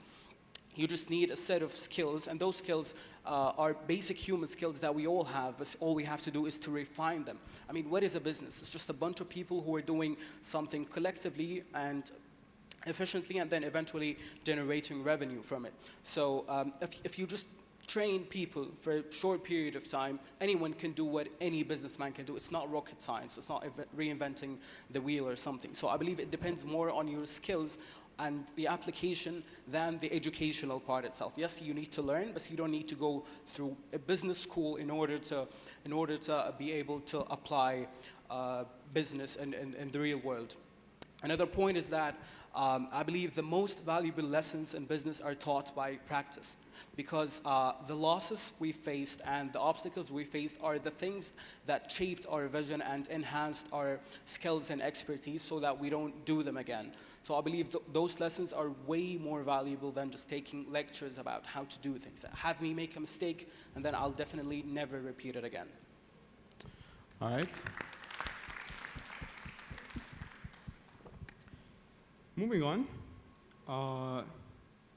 Shadil. So you've gone across a lot of schools, a lot of campaigns about breast cancer awareness and so on and so forth. I wanted to know specifically, you personally, after experiencing conferences such as this one and campaigns, do you think that if people want to organize something helpful for medicine, should they go through the path where, same thing, go to schools, raise awareness campaigns, or spend a little bit more time, more effort, and then start a conference? Because both I see personally give off the same, the equation gives off the same answer. It's only how complicated it is. So for startups, for example, people that don't have much experience, should they just take the challenge and build a good team, as Rayan said, and then take initiative? Or should they start step by step in such conditions? So we're making this medical related, right? Yes. So my answer is medical related. In medicine, conferences and campaigns are whole two different things.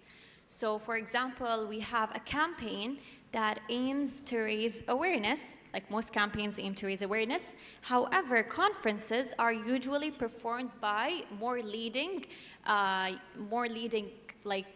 institutions. For example, جامعة الملك سعود كاملة تقوم بإنشاء مؤتمر صحي، اسمها تصير مؤتمر صحي. What we're doing right now وممكن من ضمن المؤتمر الصحي هذا يكون panels. المؤتمر الصحي provides people with opportunities to present their research. It usually includes winning and losing places, best oral presentation, best poster presentation. We have a new genre right now زي ما يقولوا الترند في الطب اللي هو systematic reviews. So basically you gather whatever, like you're talking about a certain topic and right now you just gather all research that have been made regarding a certain topic and just give me the conclusion about it. So there's two different things and we cannot like basically compare them. For medical students in general, it's easier and more convenient to do a campaign because you need to take into consideration the budget, the funding, the idea, the doctor who's gonna supervise what you're doing. However, conferences, for example, we're gonna have upcoming the general surgery conference, the ophthalmology conference, this institution's conference. This is done at a larger scale where actually you tend to pay like 225 or like sometimes you pay like 500 to actually enter. It includes panels, it includes poster presentation and oral presentation. So this is something that students can't actually make from scratch. However, we can participate as, oh yeah, this university is going to take the responsibility for bringing the volunteers.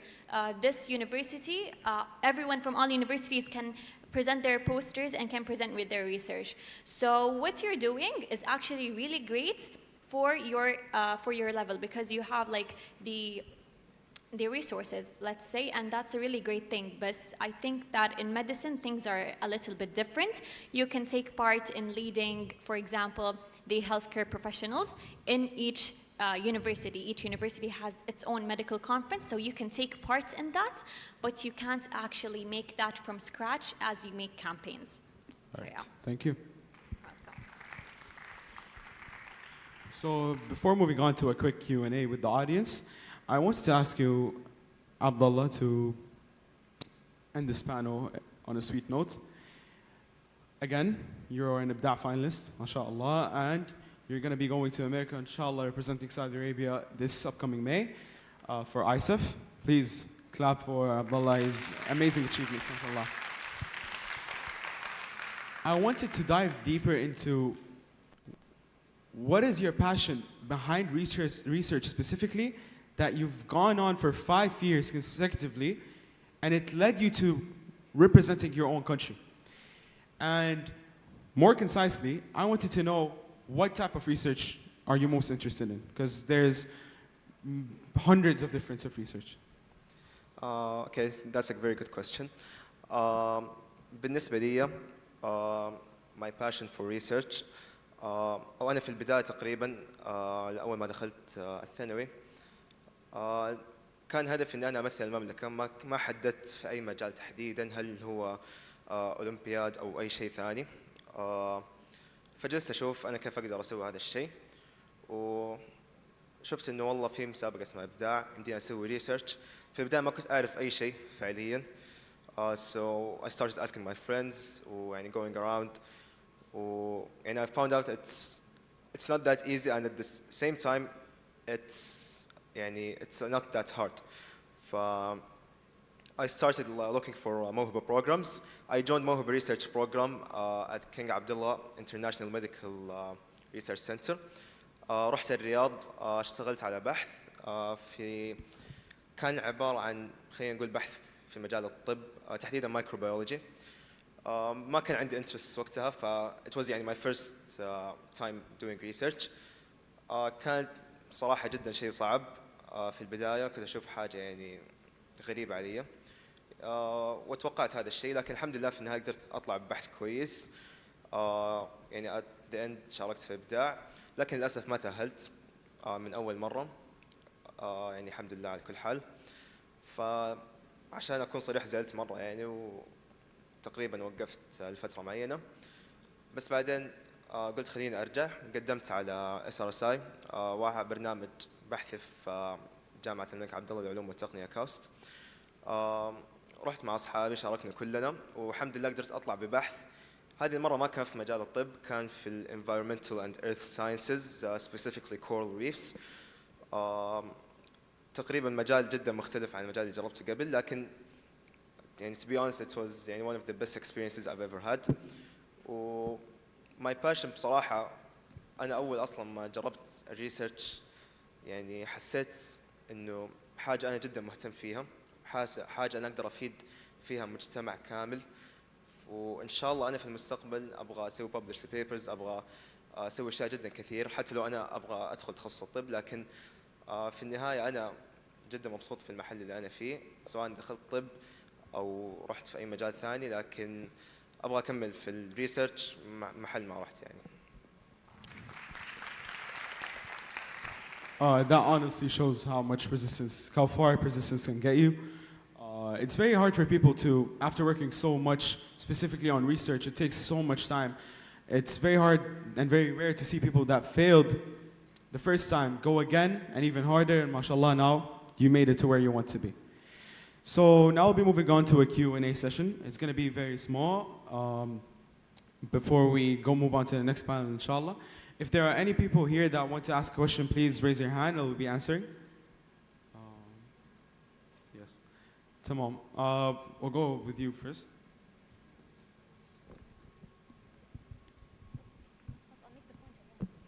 Assalamu alaikum. My name is Jed Med and my question is for Mr. Ahmed Al-Banna. As an aspiring leader myself, do you feel like sometimes you have to do things that not everyone agrees with? If yes, how do you handle those situations? So your question is, there are times where I'm doing things that not everybody agrees with. How do I handle those situations? Do you ask, keep it with her, I have a follow-up.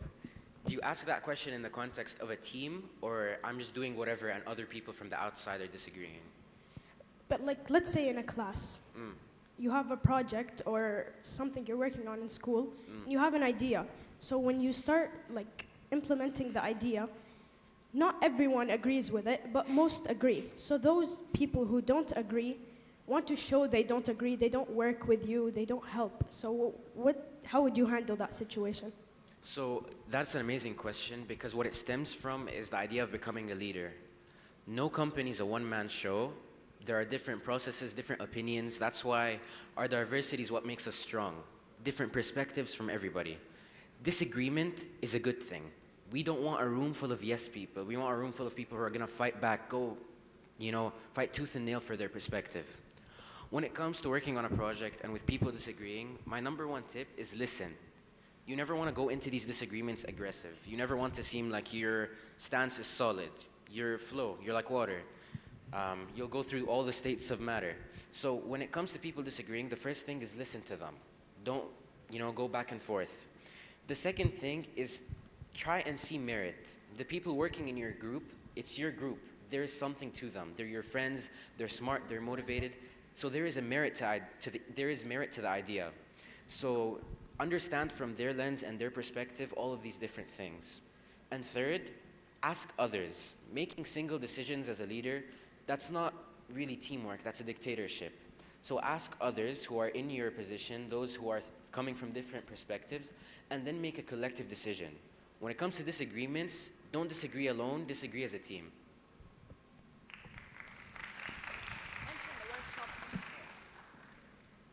All right, so we're going to be moving on to the next question. Just to make it clear, we're going to have VIP prioritization. Also, guys, there's a workshop that's going to be happening, inshallah, after this panel talk show, so you can register using the QR code. Please, again, anyone that has a question, please raise your hand. All right.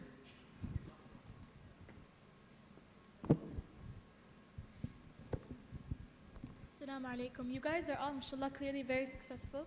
I want to ask, how did it affect your social life? As someone who focuses more on academia and on working in school, I feel like it has really affected my social life negatively. And if it has for you guys, how do you guys deal with that? How do you fix it? Now, the question of your social life, it depends on the perspective. Because when you say it affects my social life negatively, you have to look at the community that you're in. The community that you're in are the people who are around you positively affecting you? Are the people who are around you, do they want to do the same thing as you? Are they pushing you towards the right direction? As Abdullah said, one of his motivations are his friends. That's a sign that his friends are going on the same path that he's in. That's a sign that they want the same thing that they're in. So focus on what is good for you, your interpersonal skills, the company that you want to start, your schoolwork. And if your social life doesn't follow along with it, you should find people in another social circle who are going in the same path. Because nothing and absolutely nothing is more valuable than having people who are alongside you on the same path. And that will make your social life a lot better, inshallah. Thank you very much.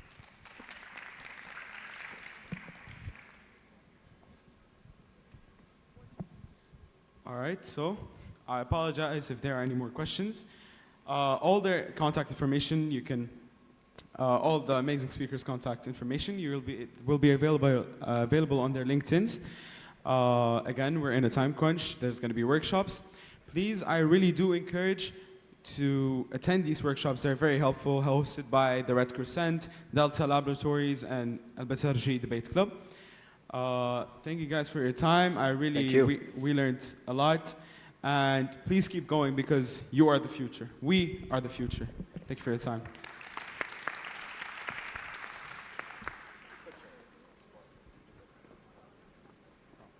Guys, let's have a group photo, please. Assalamu alaikum, everyone. Thank you for attending. This is the second to last panel, and inshallah, Jed Med will come to a close very soon. We will be having, as Ahmed mentioned, the blood types workshop right now at the workshop room. It's right across the hall from the booth, so go into the booths area, down the hall to the left. We will be having the first aid workshop. So please, please, please make sure to register to get your volunteering hours. After the workshop, we will be having the last and final panel, bi'idhnillah ta'ala, at 8:15. Please be back in the auditorium at 8:15 for the final panel, and then we will be coming to a close on Jed Med. Thank you all for being here. We appreciate your attendance.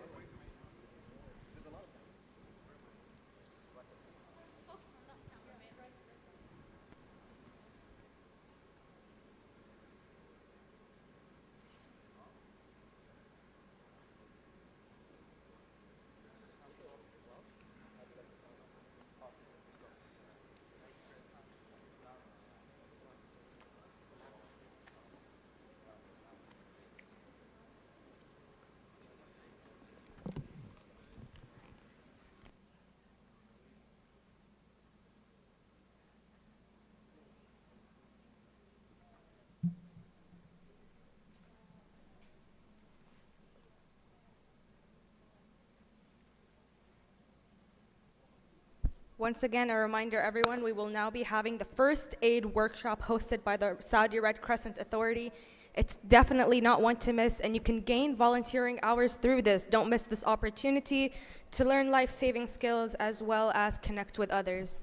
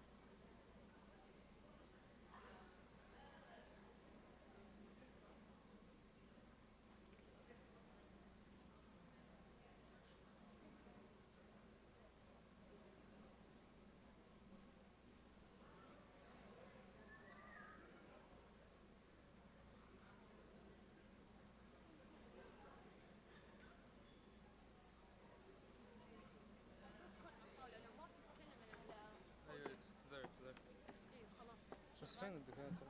طب بالله أحد يروح يشوفهم؟ مين هم؟ الدكاترة. قلت لداري راح تجيبهم. خلاص for now tell people to stay seated.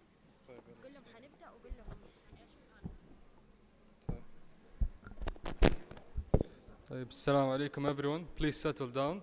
We're going to start the next panel inshallah. It's about navigating the medical specialties and finding out which path to choose. So inshallah it's going to be a very interesting panel with very interesting guests. So get ready.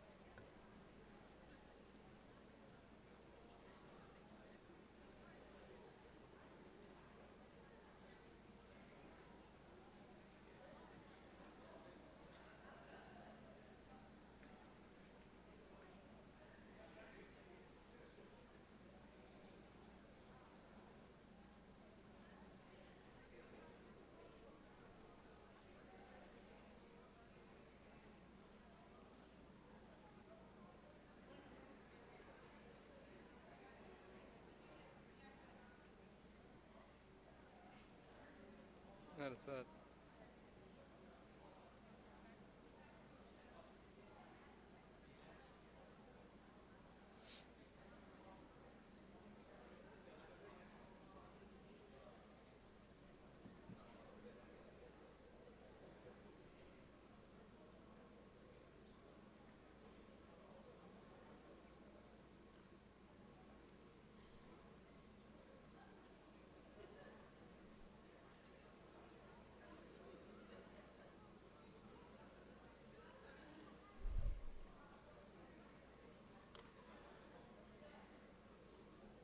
Start يلا.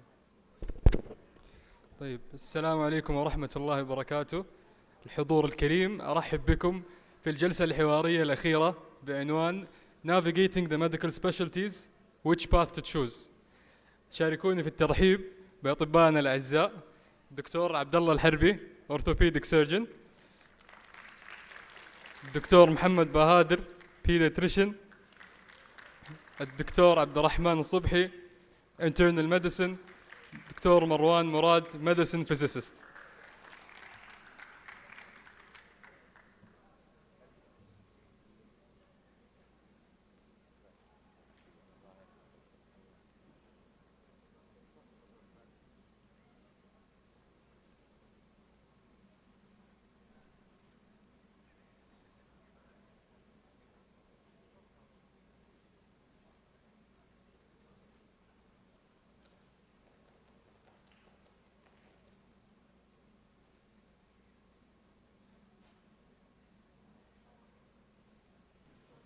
طيب الله يحييكم، أهلا بالحضور.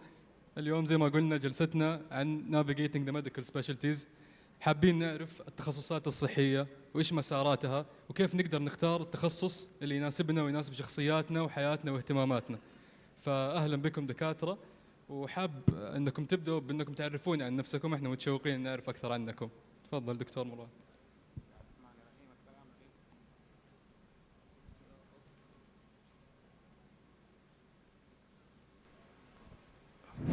السلام عليكم ورحمة الله وبركاته. الله يحييكم جميعا، وربنا يوفق الجميع إن شاء الله، وإن شاء الله يكون هذا الإيفنت حقكم ناجح إن شاء الله، ونقدر إحنا نفيدكم مع الزملاء. أنا مروان جمال مراد، Senior Specialist in Medical Physics. I'm working at the Ministry of Health في مستشفى الملك فيصل في مكة. الدكتور عبد الله. السلام عليكم، أنا اسمي عبد الله سعود الحربي، متخرج من جامعة الحرس، أتوقع في منكم فيها. البروجرام حقي جراحة عظام، ريزيدنت مستشفى الحرس الوطني. السلام عليكم. أول شيء السلام عليكم والصلاة والسلام على رسول الله. نشكركم جميعا والله على الحضور. أصلا وجودكم هنا في هذه الفترة العمرية جدا مهمة ومناسبة، وأنا جدا يعني أرى أمل كبير إذا الاهتمام بدأ من بدري. أشكركم وأشكر طلال على هذه الدعوة، وأشكر ميد توك والرعاية، وأنا سعيد إني بوجودي. محمد بهادر، طبيب أطفال مقيم مستشفى الحرس الوطني مع عبد الله هنا، ومع أخونا بالله عبد الرحمن. السلام عليكم، أنا عبد الرحمن الصبحي Internal Medicine Physician في الحرس الوطني، ومتخرج من جامعة الملك سعود بن عبد العزيز للعلوم الصحية. والله يعطيكم العافية، ما أزيد على اللي قاله زميلي بهادر. الله يعطيكم العافية على التنظيم الجميل جدا وحضوركم الجميل، هذا يدل على شغفكم من صغر سنكم ما شاء الله تبارك الله، والله يوفقكم جميعا إن شاء الله. طيب دكتور عبد الرحمن، حابين نتعرف على مجالك أكثر. إيش اللي يميز الانترنال ميديسن عن باقي التخصصات؟ طيب، اللي يميز الانترنال ميديسن هو تقريبا تنوع الحالات اللي نشوفها، من حالات مزمنة إلى حالات حرجة نشوفها سواء في الطوارئ أو تشوفها في العيادات، وأيضا صعوبة بعض الأمراض اللي هي تداخل الأمراض والحالات الطبية بين بعضها البعض، والتفكير اللي هو تاخذ وقتك في التفكير أكثر من أنك تنتظر اللي هي أعوذ بالله من الرجيم، تنتظر أن تكون أشعة في أو تنتظر اللي هي تحاليل، أو تنتظر تبدأ تفكر من البداية. أول ما تشوف المريض من البداية عند السرير إلين ما تعالج المريض، هذه كلها أنت في البروسيس هذا كله قاعد تفكر. فهذه هي حلاوة الميديسين بشكل عام. الشيء الثاني اللي هي العلاقة اللي تبنيها مع المرضى. المرضى تقريبا أنت تشوفهم يعني سنين كثيرة في العيادات، سواء في عيادات سواء أنت في التنويم يتكررون عليك. العلاقة هذه جدا قوية مع المرضى، جدا جميلة صراحة، هي اللي تدفع الشخص إنه يكمل ويتعلم. والشيء الثالث اللي هو تنوع كمان الميديسين في اللي هي سواء في المستشفى، عيادات، الأكاديمية في الجامعات، هذه ميزة جميلة جدا للميديسين بشكل عام. حابين نسمع منك برضو دكتور محمد، قل لنا إيش اللي يميز البيدياتريكس عن باقي التخصصات أيضا؟ طيب، البيدياتريكس اللي هو طب الأطفال، أنا الآن طبيب مقيم لسه في الدرجة الأولى، يعني توني أنا والشباب مخلصين حتى من نفس الكلية. اللي أقدر أقوله طب الأطفال مو بس العيادات اللي احنا نعرفه واللي احنا كنا نعهدها زمان وناخذ روشتة وخلاص نمشي. طلع البيدياتريكس مجال كبير، في تنويم وفي طوارئ وعناية مركزة. فكرته إنه نهتم بالطفل منذ الولادة حتى أحيانا نتكلم بالأعمار عكسك يا عبد الرحمن، نتكلم حتى بالساعات والدقائق عندنا الأعمار ألين ما يكبر. وعندنا في السعودية تقريبا نغطي ألين عمر 14. وفي طبعا يتوسع علم الأطفال إلى ما بعد ذلك سن المراهقة ونسميه الأدوليسنس. بحر الصراحة. التخصص جميل، يعني أنا جيت هنا عشان أحبب الناس في هذا الموضوع. لسه بدري الصراحة إنه الواحد يقول بيكون بيدياتريشن أو طبيب أطفال، لكن توجهكم للطب أتمنى يعني لو كان يبدأ من على الأقل الجهة الباطنية أو الجهة الجراحية. الجميل إنه تعرفوا من بدري الصراحة هذه الأمور. طبعا الطب الأطفال والباطنة هي نفس الشيء، ما هي جراحية، في تدخلات نشتغل باليد برضو نفس الشيء، ويعني عمليات تعتبر صعبة وتحت تعقيم، وأحيانا ندخل لعمليات أو غرف العمليات. لكن اللي يفرق عننا العمر، واللي يفرق عن الجراحين اللي هي تدخلات الجراحية. عاد احنا نتضارب دايم لكن أيا اخترته هذه نصيحة، يعني إنه الواحد يبدأ في بدايته. إذا منكم من أطباء ويدرسوا في الطب من بدري الصراحة، خيار الباطنة وخيار الجراحة سواء أيا كانت التفرعات من بدري، هذا نصيحة جدا ممتازة. صراحة دكتور محمد كلام من ذهب، لأنه هذه أكبر خيار أو أكبر صعوبة قد يواجهها طلاب الطب في إنه يحدد المسار اللي هو يبغى يختاره بعد ما يدخل كلية الطب. دكتور عبد الله، حابين نعرف منك ليش اخترت الجراحة؟ ليش الجراحة مميزة؟ لأنه أكيد من الحضور مرة كثير يبغوا يدخلوا الجراحة، وكثير مهتمين بالأورثوبيديك سيرجري بشكل خاص، فحكينا أكثر عن المجال. طيب شوف، احنا يعني من الأخير كذا احنا شغلنا يختلف عن الشباب اللي هنا. شغلنا نركب العظمة ونرجع نجبرها، هذا شغلنا ترى. أتكلم في الماء دكتور، معليش بس الميكروفون. أما سالفة الهيستوري والاكزامينيشن اللي عندهم هذه مو عندنا احنا. زين؟ طيب احنا تخصصنا عاد يشتغل على العيادات طوارئ، غالبا طوارئ احنا تجينا يعني، وجراحة يختلف عن وضع الشباب هنا. طيب احنا نتعامل مع الدم والشغل هذا كله، التقطيع على قولهم وكمان احنا نتعامل مع كافة الأعمار. هنا يختلفون الشباب الباطنة والأطفال يتعاملون مع عمر معين، احنا لا نختلف، نتعامل مع الكبار ونتعامل مع الصغار بكل حالات العظام، سواء كانت اللي هي inherently موجودة أصلا جينيتك. طيب أنا اللي سمعت إنه ما شاء الله في ناس كثير يبغون يدخلون جراحة. صحيح. طيب القرار هذا يجي أصلا خلال الميديكال سكول، وأنتم تكملون في ال7 سنوات، خلاص وقتها يبان هل أنتم تبغون تشتغلون بيدينكم ولا تشتغلون على قولهم بالعقل وبالتفكير.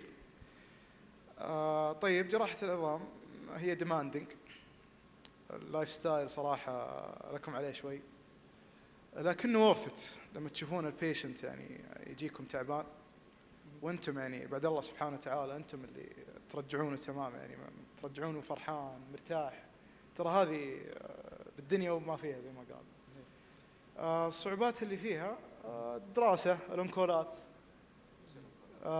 basically يعني you're forfeiting your lifestyle يعني اللي كان أول موجود. الانكولات حنا نجلس في المستشفى مدة 24 ساعة، نشوف الحالات اللي تجينا في الطوارئ. طبعا تجينا حالات الفجر 3 4 الفجر، inpatient care خاصة اللي هم اللي بعد ما خلصوا العملية الجراحية. فأنا أقدر أعطيكم واسهب في الكلام، فأفضل لو أنكم تحددوا لي إيش الشيء اللي تفكرون فيه. حنا موجودين. أكيد نقطة اللايف ستايل يعني أتوقع من أكثر النقاط المهمة واللي بنتطرق لها يعني لاحقا إن شاء الله. دكتور مروان، حابين تعرفنا عن مجالك، لأنه مجالك يعني يختلف كثير عن باقي التخصصات اللي موجودة، إيش اللي يميزه؟ طيب طبعا في البداية أنا يشرفني بصراحة إني أنا أحضر يعني وسط ما شاء الله تبارك الله يعني الزملاء ما شاء الله في كلية الطب في الطب، وما شاء الله تبارك الله عندنا الطلاب الموجودين يعني أنا أعتبرهم ما شاء الله سابقين أعمارهم ما شاء الله تبارك الله، وسابقين يعني بمستوياتهم. فأنا يعني decided to come يعني اليوم لما شفت اليوتيوب اللي انعمل أمس يعني ما شاء الله شفت حاجة أدفانسد، يعني ما توقعت إنه بيكون بالشكل هذا. فإن شاء الله بإذن الله إني أنا أقدر أفيدكم اليوم. طيب أنا ميديكال فيزيست. الفيزياء الطبية هي طبعا تجمع بين الفيزياء والطب، تطبيقات الفيزياء في الطب. هي طبعا في البداية الدراسة بتكون في كلية العلوم التطبيقية عشان لا يكون في يعني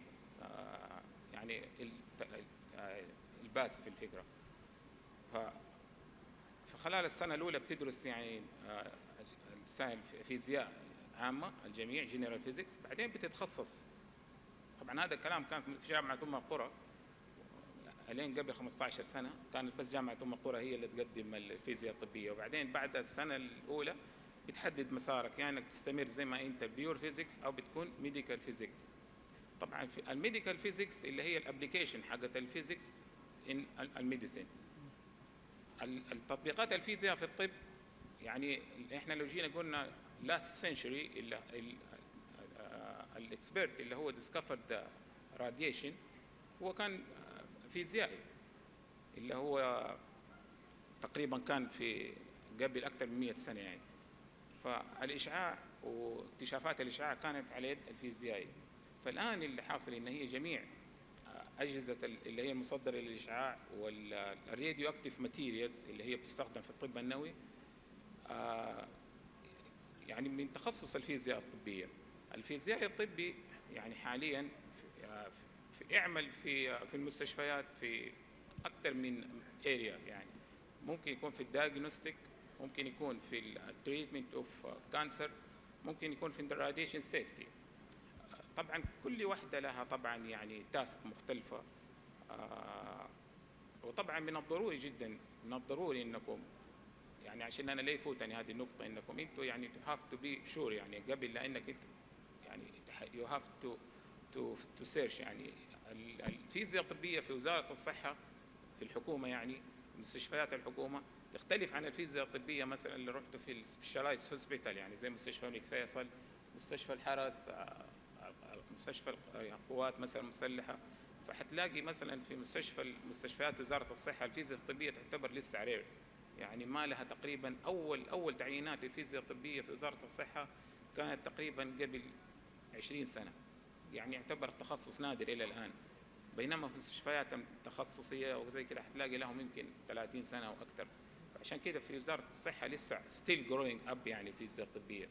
فممكن اذا رحت انت يعني عشان لا تكون يعني يعني الفكره عندك يعني كومبليكيتد، يعني تروح مثلا مستشفى من مستشفيات وزاره الصحه تلاقي الفيزياء الطبيه يعني ما لهم ديك التاسك، يعني ما لهم ذاك يعني العمل الكبير. يعني لو رحت مستشفى الملك فيصل تلاقي له قسم مستقل وفي ريسيرش سنتر وفي يعني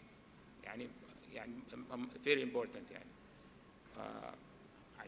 يعني have to be careful, you have to find out، يعني تبحث كده عن الفيزياء الطبية قبل لا انك انت توجه للمجال. طيب دكتور، انا دحين طالب في الثانوية ولا اني بدرس فيزيكس وانا مهتم في هذا المجال. زي ما قلت انت التخصص هذا نادر تلاقيه، ففي فرصة كبيرة اني اكون من المتميزين في هذا التخصص. كيف تنصحني، ايش تنصحني اسوي عشان اكون من المتميزين؟ عشان كده انا دوبي قلت يعني you have to be careful، يعني you have to find، يعني انا اشوف انك انت تروح اكثر من مستشفى. طيب عشان تكون متميز يعني انت ممكن تروح مثلا او تسمع مني مثلا انه انا مثلا شغال في وزاره الصحه. الوضع في وزاره الصحه يختلف عن الوضع في المستشفيات التخصصيه الكبيره في المملكه. طيب واحنا ما قارنا بخارج المملكه، يعني بخارج المملكه مثلا في امريكا في اوروبا الفيزياء الطبيه لها يمكن عشرات السنين. طيب فهناك هم متقدمين عننا بكثير. مستشفيات هنا التخصصيه وكده يعني برضو افضل من المستشفيات الحكوميه باعتبار انه لسه تخصص جديد يعتبر. فانا بس النقطه اللي عشان اجاوب على سؤالك لازم تبحث في اكثر من مكان، تبحث تعرف يعني ايش اللي حاصل، ايش يعني الاختلاف، ايش المجالات اللي هم شغالين فيها، سواء كان في دايجنوستيك، في كانسر تريتمنت، راديشن سيفتي. فهذا هو الفرق يعني. الله يعطيك العافيه دكتور مروان. دكتور عبد الله، انا حاب اعرف ايش العوامل اللي لازم الواحد يفكر فيها اذا جاء يبغى يختار تخصص؟ ايش اهم عامل كان بالنسبه لك اللي خلاك تختار اورثوبيديك سيرجري بالذات؟ تبي الصدق؟ والله الحياه والنادي والله صراحه ما عندي وقت اروح ولا اشوف الشباب والله. هذا كان العامل الاساسي. لكن انا بس عندي استفسار، كم انتم ميديكال سكول ميديكال ستودنتس هنا موجودين؟ ارفعوا يدينكم ما شاء الله، يعني والله عدد كويس يعني. طيب السالفه بين ليتس سي يعني بين الميديكال سبيشالتيز اللي هي الميديكال بيورلي ميديكال والسيرجيكال، السالفه هي انه are you prepared to invest، يعني تعطون حياتكم عشان السيرجري ولا لا؟ لانه في ناس وصراحه يعني انا مو منهم، بس يعني كان عندي تفكير يعني في الموضوع ذا يوم دخلت الاورثوبيدك. يعني هل يستاهل اني اروح مثلا اكون اون كول، ابدا من 8 وما اطلع من المستشفى الا اليوم الثاني الساعه 2 الظهر؟ صح ولا لا؟ هذه يعني تستاهل الواحد يفكر فيها، اللي يبغون جنرال سيرجري ولا لا؟ صحيح. يعني هذه بعد يبي لها تفكرون فيها زين. يعني مو معناته اني قاعد اقول لكم لا تدخلون سيرجري، ترى السيرجري بالاخير يعني عالم وبحر وشيء انت يعني you're literally saving a life with your hands, bare hands. يعني ايش في احسن من كذا؟ طبعا ولا قصور يعني في الشباب ما شاء الله تبارك الله، يعني مو بقصدي شيء، ترى الواحد ياخذ. فطبعا اللايف ستايل هذه واحده، كثرة الانكولات every third day تكون انكول، هذه سالفة صح؟ اي يعني مثلا البيت ما تشوفون ولا للنوم وتطلعون للدوام، يعني هذه بعد تستاهل تفكر فيها. طبعا انت قلت لي العوامل صح؟ عوامل ايه؟ والله ماني صراحة فلوس. صح حلوة صح بعد ولا صح؟ يعني بعد واحدة من العوامل اللي خليك تختار تبي حياتك. فالسيرجري زي ما قلت انتم مع البيشنتس ما تتركونهم، حتشوفون. يعني انا في وقت من الاوقات شفت حالة، يعني جت حالة ما يعني دخلناها وسوينا انترفنشن، كان 3 فجر، الناس نايمة وانا توني خلصت من الإيار ابغى انام، نص ساعة كذا وصحيت قالوا يلا اوار. يوم طلع من الأوار بصراحة كان الوضع وورثت انكم تشوفوا البيشنت حية وامورها طيبة. انا بالنسبة لي كان وقتها بعد يعني كان عندي داوت هل ادخل ولا ما ادخل، لكن بعد الوقت ذاك انا قلت انا ماني طالع من السيرجري صراحة. هذا الباقي في الكيو اند ان شاء الله. دكتور محمد، زي ما قلنا اللايف ستايل عامل جدا مهم. هل هذا كان من الاشياء اللي خلاك تختار بيدياتريكس ولا في عوامل اخرى؟ بالنسبه لي اللايف ستايل موضوع جدا مهم الحقيقه، وهذه واحده من الاشياء. يعني نرجع ونتمحور على موضوع انه انت كيف تختار التخصص حقك. ديفينتلي اللايف ستايل كل شيء قلناه والدكتور عبد الله قاله كله يتمحور موضوع اللايف ستايل. انت ايش تبغى اصلا، كيف تكون طريقه عملك، كم you wanna invest from your own personal life للميديكال سكول ولا معليش الورك في الميديكال. فعلا صراحه اللايف ستايل كان عامل جدا مهم. دحين انتم بعد ما تخلصوا سنه باذن الله، مبروك اللي انقبلوا وباذن الله للي ودهم، وانا انصح تقريبا بهذا الشيء طبعا اكيد. حتبدا حياه الريزدنسي اللي هي سنوات الاقامه، تكون في التدريب وتكون بشكل عام. يعني الان دكتور عبد الله هو جراح عظام، بس بعد كذا يقدر ياخذ في الزماله تخصصات متفرعه. وقتها هناك ممكن يفكر في موضوع اللايف ستايل. ممكن مو اقول نبيع او بس ممكن انه تضحوا في الريزدنسي من ناحيه اللايف ستايل. يعني هذا انا نصيحتي، لو تفرق من شخص لشخص وعوامله اللي هي في البيت او يعني حياته الشخصيه، هذه اشياء والله لازم تفكروا فيها. ما هي بس شغل، انت من جد ايش تبغى من جوا. ضيعت حياتك وضيعت وقتك في امر الحقيقه مو المفروض انه هو يكون شغلك الشاغل. صراحه يعني invest more في your own personal life، اهتموا فيه. انتوا ايش تبغوا قدام؟ انا ابغى اكون طبيب في الباطنه، او مثلا اكون طوارئ بعد ما خلصت من طب الباطنه. طوارئ شغلهم شفتات، ما هم شغلهم من 8 ل 4 الصباح. هل انا اقدر اني انا اطلع بعد الساعه 12 ولا انا بكون مع اهلي الساعه 12 في الليل؟ في عوامل مره كثير. فكروا قدام انتوا، خلوا في صوره في بالكم، ابنوها لي اون بيرسونال لايف، then adjust your goals على هذه الفكره اللي في بالكم.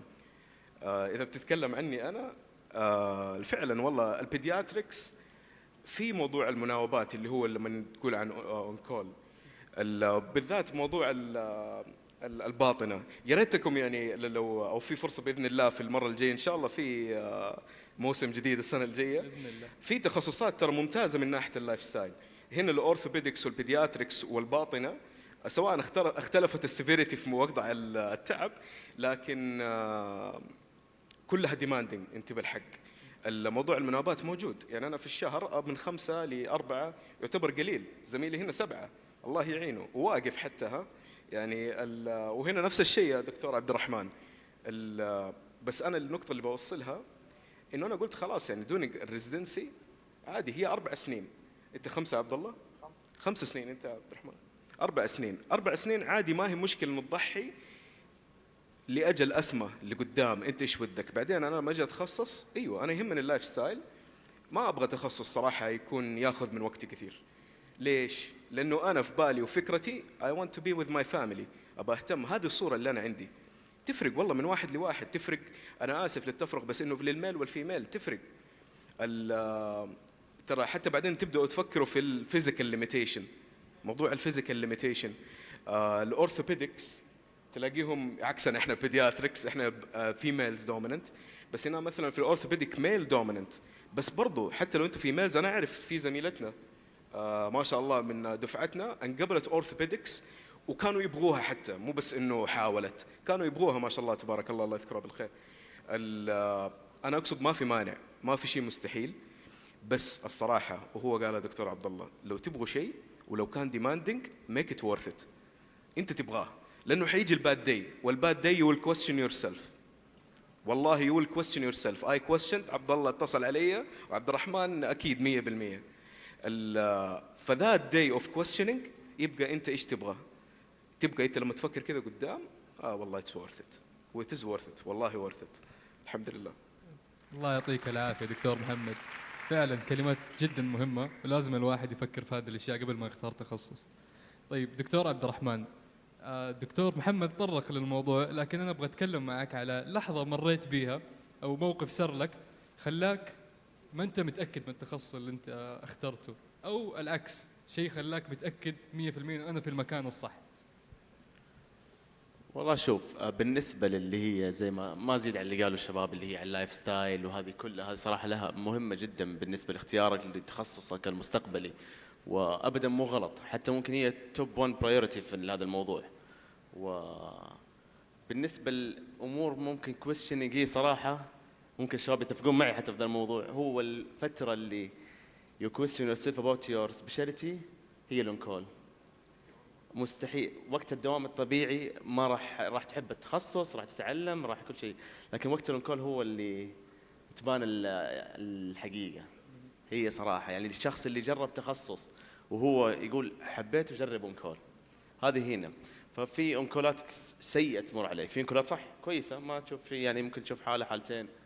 في انكولات مرينا فيها ما ننام 24 ساعه 30 ساعه ما تنام فيها، لكن الشيء اللي يخليك تكمل اللي هو ما بعد الانكول. انت بتنام وتنسى كل الانكول، راح تنسى الانكول، راح تنساه صدقني. يعني مستحيل انك تتذكر التعب اللي فيه وتقول انا كنت ابى اسحب. اذا انك تبغى تخصص صح، اذا انك تبغى تخصصك نفسه ومريت في الانكول وعديته بخير وشر، ان شاء الله في خير وفي شر الصراحه، لكن اذا عديت ومريت فيه وصحيت اليوم الثاني راح تلقى نفسك متحمس للدوام ورايح ومنبسط، بالعكس انك تتكلم والله قعدت الانكول 30 ساعه ومبسوط، تلقى نفسك مبسوط. فهذه هي واحد اللي هو الانكول هو المفصل ما بينك وبين اي تخصص صراحه. وزي ما قالوا الشباب يعني هي فتره بسيطه اللي هي الريزيدنسي، هي اللي تكون فيها الانكولات جدا صعبه عليك. وونس يعني انت تمشي في تخصصك وتتعلم اكثر وتبني اللي هي الاساس الصح عندك، راح تسهل عليك الانكولات، راح تسهل عليك الحياه، لانك بتكون واثق من نفسك، ما راح تتوتر. فهذا الشيء اللي حلو في الميديسين، انك مع الوقت راح تبدا تتاقلم، تبدا تتطور، وتبدا تحب الشغله حتى اللي هي الميديسين بشكل عام، انك تلقى ثمره مذاكرتك وثمره دراستك واجتهادك تلقاها في اللي تقدمه للمرضى. الله يعطيك العافيه. تفضل دكتور محمد. في شيء؟ ايوه اضيف بس انه كم حاجه. احس انه دخلنا في الدارك سايد الصراحه. ايوه المناوبات ايوه والله ايوه الهاردست مومنت ديفينتلي. بس ديفينتلي والله اتس worth it. انا ام هابي. شوفوا اللي دخل الميديكال سكول واللي لسه ما دخل الميديكال سكول واللي بيقرر يعني انه يخش ترى على فكره احلى شيء في الطب، احلى شيء انه في وايد فرايتي اوف سبيشاليتيز موجوده. ما تبغى حتى ميديسن، ما تبغى سيرجري، احنا حتكرناكم هنا، لا في زياده، في اشعه، في بريفنتيف ميديسن انه تهتم بالمجتمع، في عندك الله يسلمك في الراديشن اونكولوجي اللي هو في الراديشن وهاو انه تريت البيبل وذ راديشن، هذا شيء جديد وفي منا هنا يشتغل معانا ما شاء الله تبارك الله. ما تبغى تشوف ناس في تخصصات ما تشوفوا فيها ناس، في الباثولوجي تقعد في مكتبك هو العلم الأنسجة إنه تشريح وتشوفوا بعض تاخذوا خزعات كذا أو من مناطق معينة داخل الجسم وتحللوها، تحب المختبرات موجودة. وشوفوا الانترست الثاني اللي أصلا كان عندك. تونا والله دكتور عبد الرحمن قاعد يقول قال معلومة حلوة، كثير منكم في الثانوي أنا أبغى هندسة وأبغى طب، تمام؟ طب إذا تحب الهندسة والطب خش هنا الطب الفيزيائي خش هنا، والله في لقيتوا الأشياء هذه كلها الاثنين. شوفوا أنتوا إيش تحبوا، شيء جانبي. في ناس من الشباب في من الشباب واحد من الشباب يحب الجيمنج، يعشق كذا، كان شيء اسمه جيمنج، خالد الشريف ما شاء الله عليه، يحب الكمبيوتر وكويس مرة في الكمبيوتر. كان عنده تصور في البداية إنه يبغى بعلم الأنسجة، يحب شغل الكمبيوتر، يحب الجلسة ذي، الفايب أو الفكرة هو اللي في باله كذا، إنه لما يشتغل بيكون على هذا السيت اب شغله. أحلى حاجة في الطب إنه والله صراحة في وايد اللي هو فرايتي اوف سبيشاليتيز. الان احنا بنتعب وجبتونا وقت التعب، تعالوا جيبوا هنا استشاري واحد ثاني حيكون مبسوط، والله مبسوط. بعدين حتى بعد الطب مثلا الاطفال في تخصصات كثير والله تكون جدا مريحه، يمكن ما اشتغل الا في الشهر اسبوع اكون فيها واتبحر في الشيء في حياتي الخاصه وانبسط. هو ديفينتلي بس you should be willing، حاب انت الشيء اللي انت بتسويه ولا لا. الصراحه لا تخشوا من هذا مجال الطب عشان زي ما تكلمنا for the bad days you never question yourself، you never ترجع دائما وتقول ايش السبب اللي انت دخلت ليه. الله يعطيك العافيه دكتور محمد. انا حاب اننا نخرج من الدارك سايد اوف ميديسن وننتقل للدكتور مروان.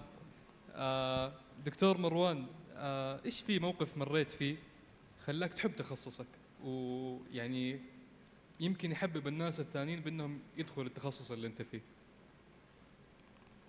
شوف، أهم شيء يمكن في كل التخصصات، خاصة التخصصات الطبية أو الطبية المساعدة زينا، مساعدة المرضى.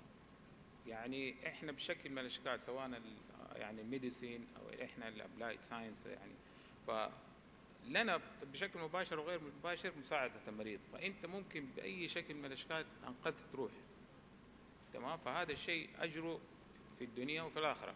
فإذا الواحد يعني أخلص النية لله في عمله كذا فإنك إن شاء الله بإذن الله أجر مكتوب. هذه أهم نقطة يعني. وأنا يعني إذا تسمح لي يعني إذا أجبت على السؤال يعني ممكن أضيف حاجات يعني في نفس اللي يعني إنه أنا في نصيحة بصراحة إذا يعني تسمحوا لي، يعني هذه بيسك، إنه يعني ومن يتق الله يجعل له مخرجا ويرزقه من حيث لا يحتسب. الواحد ما يدري، يعني ممكن أي واحد يعني مثلا يقول أنا بخش يعني تخصص، يعني يمكن سمعنا من الزملاء حتى الموجودين أنا بخش مثلا ميديسين مثلا بيدياتريك ولا أورثو، فربنا يكتب له حاجة ثانية تكون أفضل من اختياره هو. فالأساس إذا أنت كنت دائما مراقب الله ويعني متصل بالله ومتوكل على الله، فربنا حيختار لك أحسن من اللي أنت تختاره، سواء طب ولا فيزياء طبية ولا هندسة ولا يعني whatever. أتوقع إنه يعني بالنسبة للفيزياء الطبية زي ما قلت لكم يعني في مواقف كثير يعني لما انت يعني تلاقي نفسك يعني تتعامل مع اكثر من حاجه، يعني فيزياء يعني you have to think يعني حاجه غير ملموسه احيانا، لازم تفكر، لازم يعني تحتاج انك توسع مداركك، يعني دراسه لازم تدرس بشكل مستمر. يعني لو مثلا انا ضربت لكم مثل الام ار اي فيزيكس، يعني حاجه، يعني انا عن نفسي لما درست مثلا الماستر في بريطانيا، يعني في معلومات اضطريت اني احفظها لانه ماني قادر افهمها يعني في الام ار اي فيزيكس. ف يعني حاجه تحسه شالنج يعني، فهو حاجه حلوه في الفيزياء. خاصه ان هي تجمع زي ما قلت لكم بين الفيزياء والطب. فهذه يمكن الحاجه اللي يعني. دكتور، احنا يعني جميعنا مختلفين، ما احنا زي بعض، وعندنا قوات، عندنا قوات وعندنا ضعف برضو في مناطق مختلفة. فهل في شيء معين ما يخلي احد يقدر يكمل في تخصصك او ما يكون جاهز انه يكمل في التخصص؟ ولا اي احد يقدر يدخل التخصص ويكمل فيه؟ يمكن الشباب يمكن ذكروها، يعني انت هم تكلموا من ناحيه مثلا مناوبات، وانك انت اللايف ستايل، وانك انت تكون تحسبها، هذه مضبوط من ناحيه ان يعني يمكن في يكون واحد مثلا من هو مثلا في المراحل الابتدائيه يقول لك انا بصير مثلا طبيب، يمكن اخذك عاده ان انا بكون طبيب، بينما لما نوصل مرحله وخش طب لقي انه هو مثلا يعني يمكن في حاجه ثانيه مثلا كمبيوتر مثلا ساينسز، ولا مثلا يعني في المجالات على السوق الان، يعني تشوف مثلا العالم الان متجه مثلا للرينيوبل انرجي، الطاقه المتجدده والمستدامه، الامن السيبراني، يمكن هذه حتتغلب يعني على مجالات يمكن حتى الطب يعني. ف انت لازم، انا اشوف انك لازم تبحث مضبوط وتعرف يعني you have to know yourself، لازم تعرف نفسك، لازم تعرف انت ايش تحب، انت ايش نقاط زي ما قلت ضعفك، نقاط قوتك، عشان تختار التخصص اللي يناسبك. الله يعطيك العافيه دكتور مروان. دكتور عبد الله، حاب اعرف، منتشر كثير في المجالات الطبيه مفاهيم مغلوطه عن بعض التخصصات او بعض الستيريوتايبس، فحاب انك تعطينا يعني بعض هذه الستيريوتايبس اللي موجوده في الاورثوبيدكس، يعني وكيف نقدر على طول اصلا يوم قلت جاء في بالي معضل وشغال في الطوارئ وقاعد يجبر عظمه، هذا الشغل حقنا ترى. لكن لا، مو بصحيح والله، يعني زي ما تفضل عندنا ما شاء الله تبارك الله الدكتورات اللي معنا ما شاء الله تبارك الله، يعني ستيريوتايب مين يا رجال، ما في اي ستيريوتايب اقوى مني ما شاء الله تبارك الله، جبر العظمه والامور طيبه. فهذه بالنسبه لجراحه العظام، اصلا هذا الستيريوتايب الوحيد. دكتور، هل من المهم اننا نرجع نصحح هذه المفاهيم؟ لانه في ناس مثلا يشوفوا انه الاورثوبيدكس بس يكون للناس اللي تحب النادي والناس اللي يكون كلها عضلات، فهل مهم ان نصحح هذا المفهوم انه اورثوبيدكس في عده مجالات جوتها مناسبه للجميع؟ شوف، النادي صراحه يساعد، يعني لما تروح الطوارئ تشوف واحد ما شاء الله معضل تبي ترد عظمته، يعني داري والله، بس يعني يبي لك يا عصب يا عضل، ما في غيرها. ما شاء الله الدكتور عندنا عصب، احنا عضل. فالنادي مهم صراحه بيت الصدق، يعني اول امس والله تعبت قاعد ارد عظمه ماني قادر، عركت شدت يدي كلها، قاعد اشتكي والله صح، معليش والله. لكن لا عادي صراحه، يعني كل الانواع صراحه موجودين، يعني ستيريوتايب ما في شيء اسمه ستيريوتايب، يعني حتى يجيك النيورو سيرجري مثلا، يعني ما في ستيريوتايب، خلاص انت وش تبي، يعني انت وش تبي ادخل، حتى لو انه الكلام المغلوط ذا موجود في كل مكان، هي الفكره انت وش تبي، يعني كلام فاضي هذا. دكتور محمد، عندي سؤال بخصوص، انا ابغى ادخل التخصص المعين لكني ما لقيت مرشد، هل مهم انه يكون عندي مرشد في نفس المجال، شخص يوجهني كيف اكون مميز في التخصص، كيف احسن نفسي في المجال هذا، ولا مو مهم؟ من ناحيه المرشد انه شخص يهتم فيك، يعني قصدك يكون في رائد في العمل، اكيد والله اكيد، بالذات اذا انت في الكليه لسه. البحث، يعني شوف حتى موضوع البحث انه انت تدور عن المعلومات عن نفس التخصص، واحده من الاشياء حقت البحث انه انت تسال اصلا اللي قبلك موجودين. ديفنتلي هذه كلنا احنا لازم بدنا نسويها. انا في هاك او زي ما يقولوها تب، الصراحه انا اشوفها في الطب ولا في غير الطب. هذه انا احد قال لي هي قبل وخلاص نصير ننشرها للكل، فرقت معايا. هذه في السايكولوجي او في البيهيفيرال ساينس عند السعوديين، يعني ما شاء الله تبارك الله، او عند العرب عموما. لو انت رحت له بصيغه طلب او صيغه توجيه دائما يوجب معك، دائما يوجب معك. ف اذا انت كنت كابروتش تبغى تاخذ النصيحه، تبغى تستفيد من اللي انت قدامك، روح له بهذا الابروتش، والله ياخذك كذا كانك طفل صغير ويكبرك لين قدام ويسالك انت نجحت ولا ما نجحت، لانه صار نجاحك هو نجاحه. بس اكثرها صراحه الفائده هي الاسرار حقت المهنه اللي انت تبي تدخلها هذه. دائما لازم بده يكون عندك صراحه منتور، واحد لما تواجه مشاكل يكون دائما معاك، ما تحس انك لحالك. بالذات اذا انتم ما في احد من اهلكم او قريب منكم في نفس التخصص اللي انتم بدكم فيه. وحتى لو كان في احد قريب لكم من هذا التخصص، ينصح انه برضو تطالعوا في الجانب الثاني. ومن ناحيه المنتورز برضو مو لازم يكون واحد، ما هو شخص واحد، ما هي سنسي، ما هنا في اليابان، روح اكثر من واحد واسال، وخذ الاكسبيرينس من هنا وهنا، وخذ من الاكسبيرينس الشخص اللي تحسه اقرب منك كشخصيه. واحنا اصلا الناس اذا بغينا حاجه دائما حتدور على الشيء الايجابي، الا وحتلاقي شخص معين وحتنشب له، معلش على الكلمه يعني، بنجد انه حتفضل تدور وراه وحيكون معاك. انا الحقيقه had the pleasure يعني to work with a couple of mentors، سواء كان في مجال الأطفال ولا وقت الكلية ولا حتى في المجال البحثي. وفي منهم عبد الله هنا ترى زملاء احنا من أول السنة. منتر صديق في كل شيء في حياتك كاملة، تسأله لازم بدك ويكون زميل معك. definitely الجواب هو نعم. mentors essential، مو حل حيفيدك، essential to be honest. كويس انك you brought it up.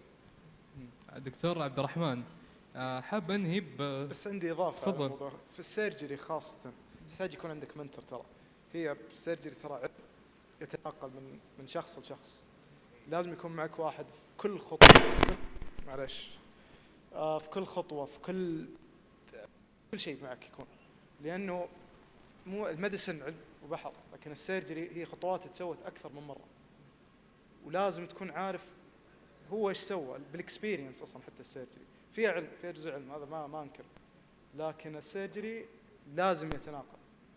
على قولك سنسي تو لازم يكون معك، ايوه، فلازم يكون معك واحد يعني. بس حبيت. الله يعطيك العافيه دكتور عبد الله. دكتور عبد الرحمن، بس حاب انهي بسؤال اخير، اللي هو لو كنت انت في نفس مكان الحضور هنا اغلبهم في الثانويه وفي السنوات الاولى من كليه الطب، ايش النصيحه اللي بتعطيهم هي؟ وايش الشيء اللي انت تمنيت انك كنت سويته ابدر؟ ممكن بس اضافه على الشباب اللي قالوها على هرجه اللي هي اللي يكون عندك منتور لك.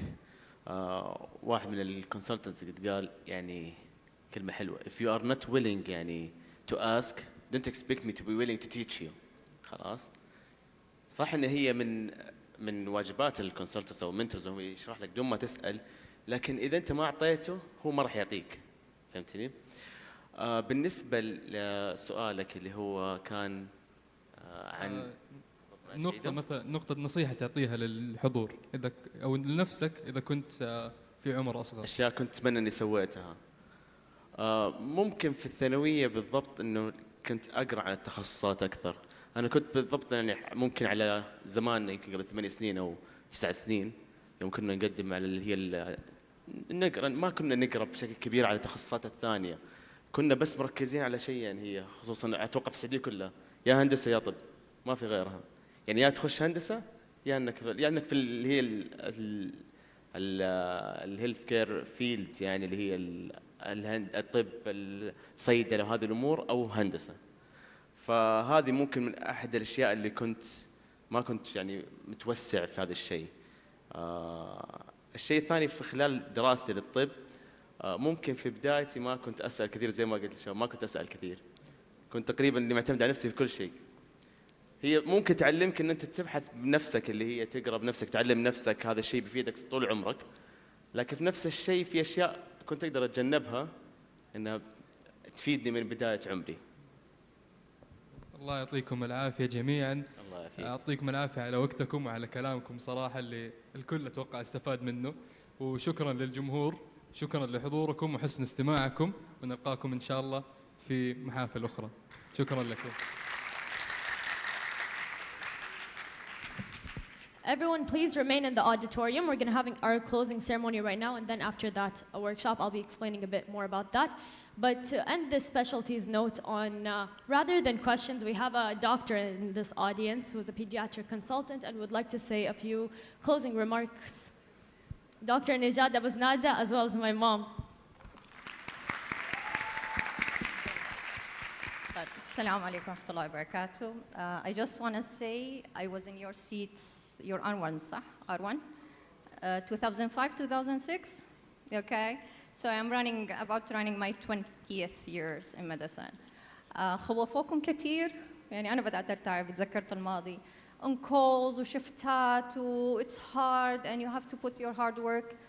I'm proud to say after 20 years I have a very successful career. I have a happy family. I have 5 kids. I raised them very well. They are my best achievement. You know Juri and Juan Hindi. She's going to college now. She's going to ISF. So you can, my message is, you can have it all.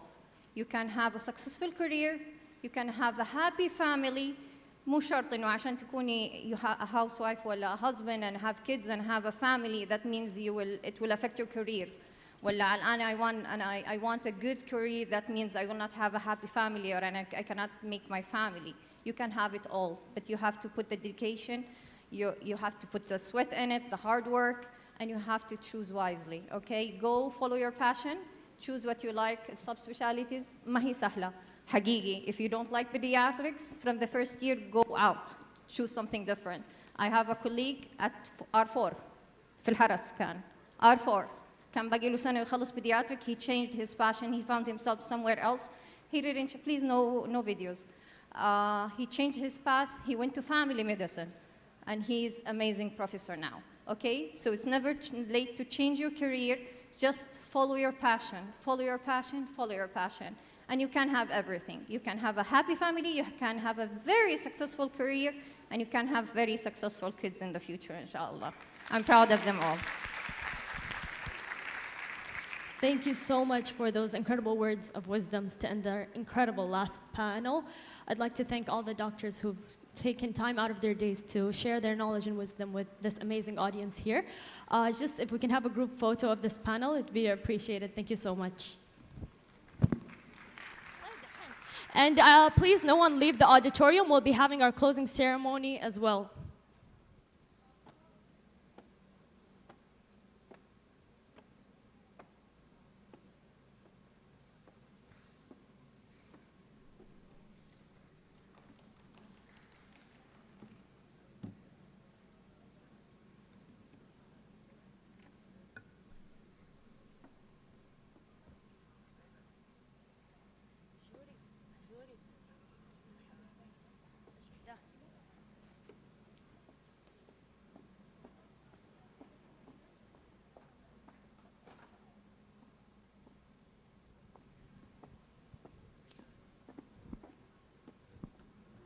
Okay, so in the meantime, everybody, right now we'll be hosting our closing ceremony for this, for Jed Med 2025.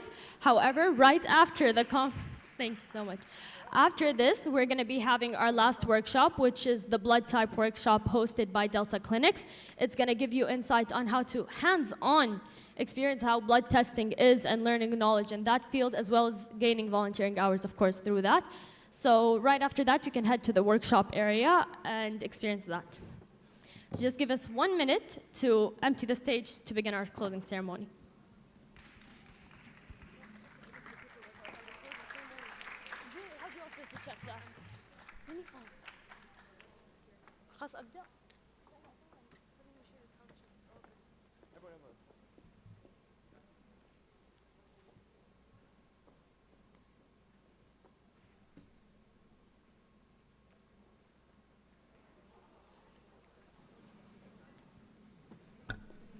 Sorry, if everyone could please be seated, even the volunteers المتطوعين اللي ورا الله يسعدكم please اتفضلوا في أي كرسي قدامكم أقرب كرسي لكم يعطيكم العافية وشكرا.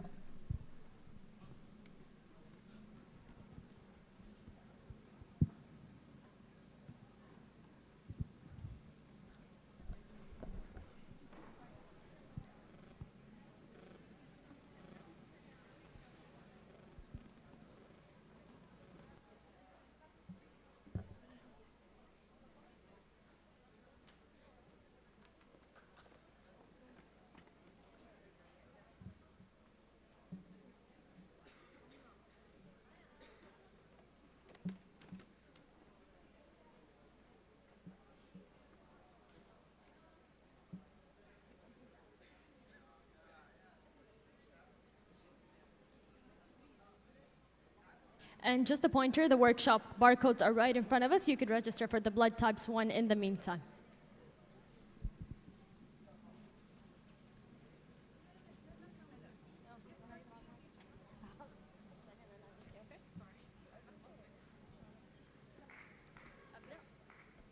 Okay, so now we'll be commencing with our closing ceremony.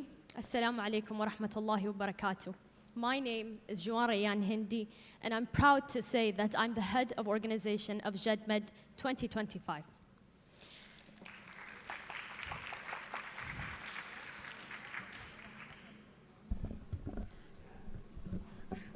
Good evening, everyone.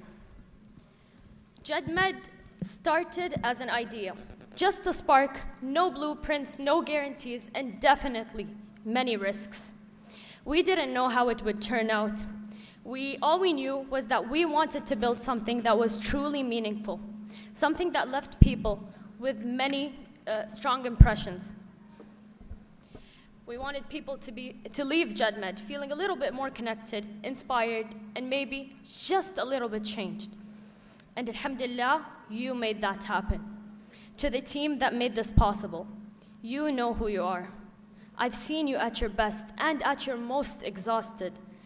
I've seen you push at every limit, hold each other up, and still find the energy to keep going, rejection after rejection. You didn't do this for the credit. You did this because you cared and you had a message you wanted to get across. And that means truly everything to us. To everyone that came and attended Jed Med, with curiosity, with passion, or even just looking for something new. Thank you. You brought this space to life. If I'm being honest, there were moments that I did not think we would pull this conference off. But here we are, tonight. And I'm looking around this room, full of pride and truly feeling grateful. Jed Med isn't over. It just lives on in all the conversations, all the connections, and every single thing you carry with you after this conference. Take that with you, and don't forget what we did here. Thank you.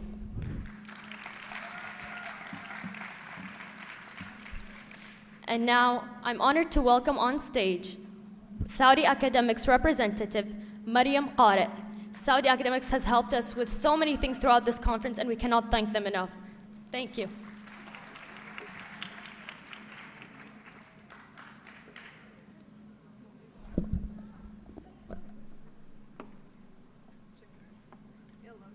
Can I not put it on here? Okay.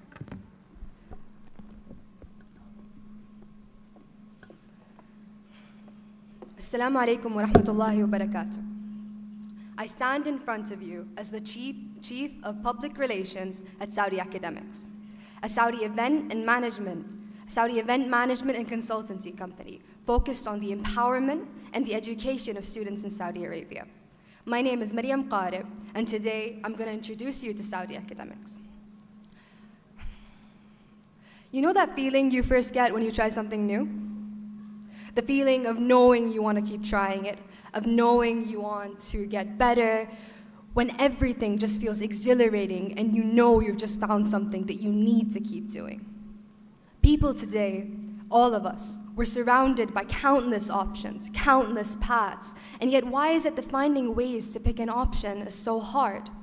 I'll tell you in one word: opportunity. The opportunities we want are rarely there, right?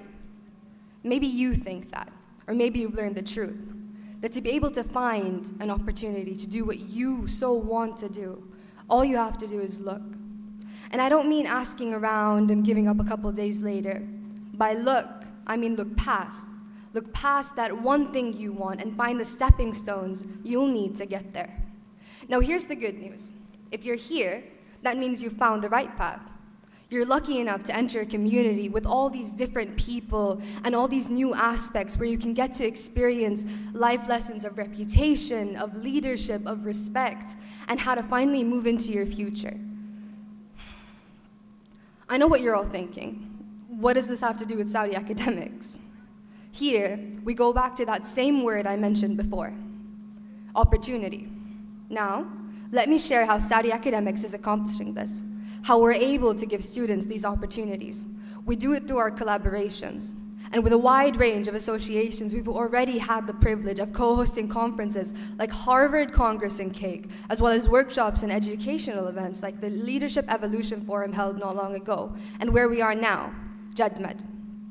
These events we pride ourselves on working alongside with are those we know will change not only our communities, but the capabilities of all who witness them. We place great importance on networking and the creation of connections. And in line with that belief, we have given our community, the Saudi youth, several opportunities to gain knowledge and achieve invaluable experiences by connecting experts with students like yourselves. From our partnership and conference with Harvard, to our first launch event with our subsidiary Saudi Scholars, to last month's largest ever student-focused forum in Jeddah. We are now proud to add the largest student-led medical conference to that list of opportunities. Yet this focus does not limit Saudi academics to networking. While we do offer opportunities to volunteer, attend, and experience events, we also look for opportunities in ourselves, in the students, and in you, pushing ideas into reality. It is by these subsidiaries, these associations made out of ambition, that we're able to create the right environments where students are given the opportunities to genuinely experience their interests and gain the experience needed to further them in the coming future. Our goal is the success of this generation, and to do that, we will continue to push forward with as many opportunities as it takes. Now, we'd like to thank Jed Med for allowing our company to work alongside you, as the knowledge we've all gained here through our panels and various workshops will no doubt benefit us greatly. For those of you who've received the final push into the medical field, and to those of you with a newly sparked fascination, we truly hope you've utilized every chance you've been offered at this conference. Once again, thank you to Jed Med and to its incredible team for seizing this opportunity and creating the first student-led medical conference to ever happen in Jeddah. Thank you.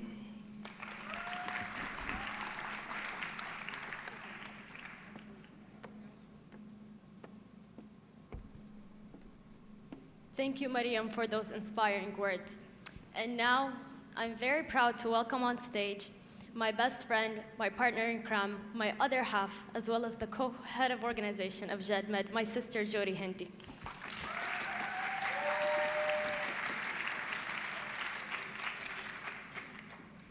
Assalamu alaikum wa rahmatullahi wa barakatuh. Hello, everyone. I will keep this very short. I understand we were very behind on schedule. I just want to say first, I want to truly thank the audience from the bottom of my heart. Trust me, I see your faces, I recognize you, I recognize the person that came in, the person that came out. So truly take this thanks as if it's individually directed to you. Thank you for your patience, for your understanding. I could stand here on the stage and thank the team, thank my parents, but I have to be really honest with everyone. The road to Jed Med أو الطريق لجد مد صراحة كان كلها مطبات. حلينا شيء يطلع لنا شيء ثاني، حلينا شيء يطلع لنا شيء ثاني، وصلنا لمرحلة قلنا خلاص ما في جد مد، ما حنسوي الكونفرنس خلاص كله يعني صعوبات. بس الحمد لله كلنا we came together as a team وحلينا المشاكل. فحابة أكيد يعني حخلي الثانكس البسيطة يعني هذا كل الشكر والتقدير للحاضرين، بس أكيد شكرا لدارين، لألماس، لآيات، لرنا، لتولان، جوان أختي الله يسعدها، لأحمد, to all our team. Thank you to the youth development. أقدر أجلس لين بكرة الصراحة أشكر لكم الحاضرين والهذا، بس صراحة بسوي شيء شوية غريب وبقول لكم إن حابة أشكر نفسي صراحة يعني مع الصعوبات اللي واجهتها والمشاكل اللي واجهتها ما تصدقوا كم مرة جلسنا على المشروع ده سنة، فأنا ماني متخيل إنه واقفة قدامكم شغل سنة في يومين.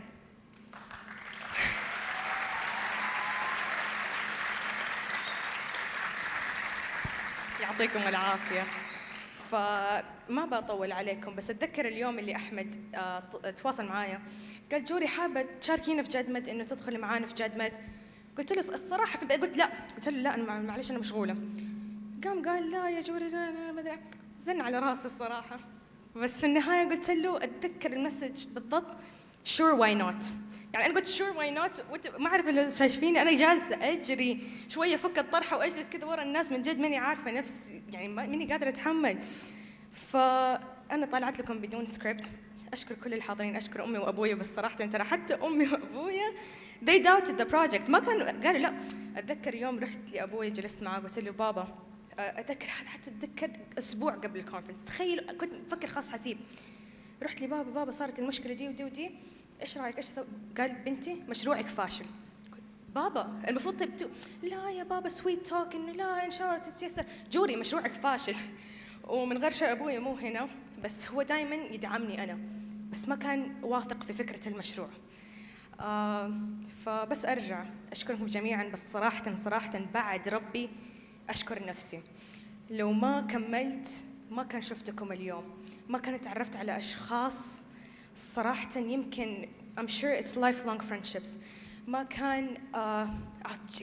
كنت واقفة اليوم قدامكم بدون شر.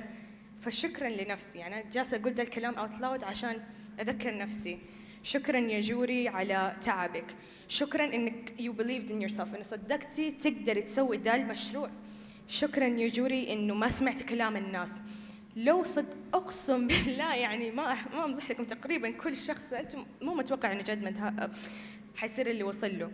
فمعلش ما حطول عليكم، من جد أقدر أجلس لين بكرة أشكركم وأشكر نفسي. فبس أتمنى إنكم بس تسامحونا لو قصرنا معاكم في أي ناحية، لو أنت حاضر، لو بانلست، لو مودريتور، لو متطوع، لو بالغلط كلمتك بطريقة أو كلمتك بطريقة إنه سوي يعني من جد أنا ما كنت عارفة نفسي. بس والله ما حطول عليكم، بس يعطيكم العافية جميعا. وأكيد آخر شكرا لأختي جوان. تفضل يا جماعة بس عشان يشوفوكي. يعني خلاص حقفل عليكم، بس إنه حتى هي ترى she doubted the project، وما تتخيل المضاربات اللي صارت اليوم. كلنا doubted، بس الحمد لله. شكرا جوان. شوف حد she was rushing me. Thank you, Judy, for showing us the raw and real Jed Med experience. But alhamdulillah, it all worked out, and I'm so happy everyone's here. And now I'm very happy to welcome those who worked hard and founded Jed Med. Our two founders, Dareen Al-Ghamdi and Dareen Al-Habbi and Almas Al-Ghamdi.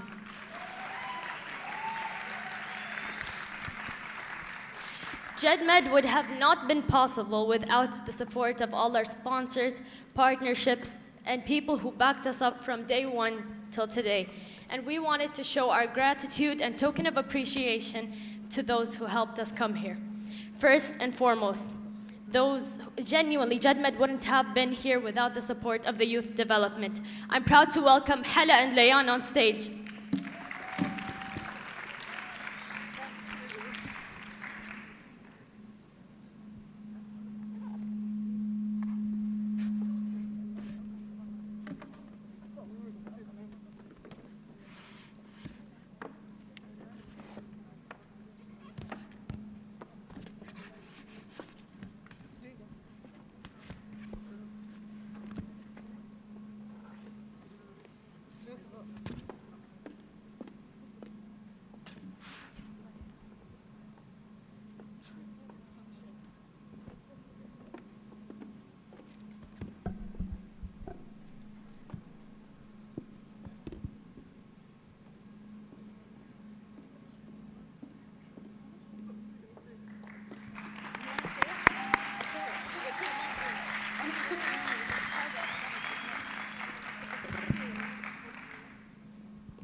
And now we welcome our next partner, Nagris Volunteering.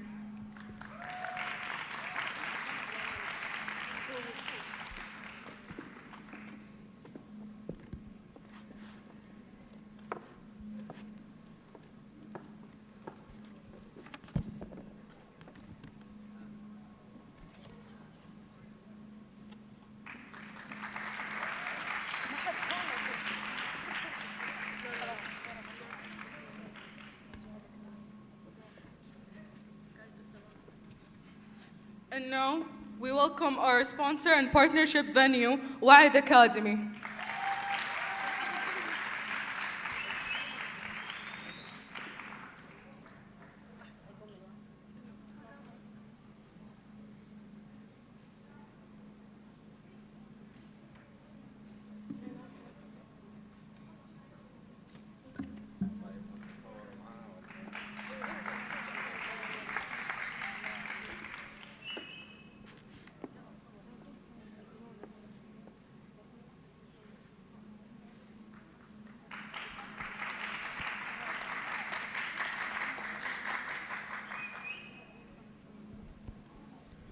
And now we would like to announce Saudi academics.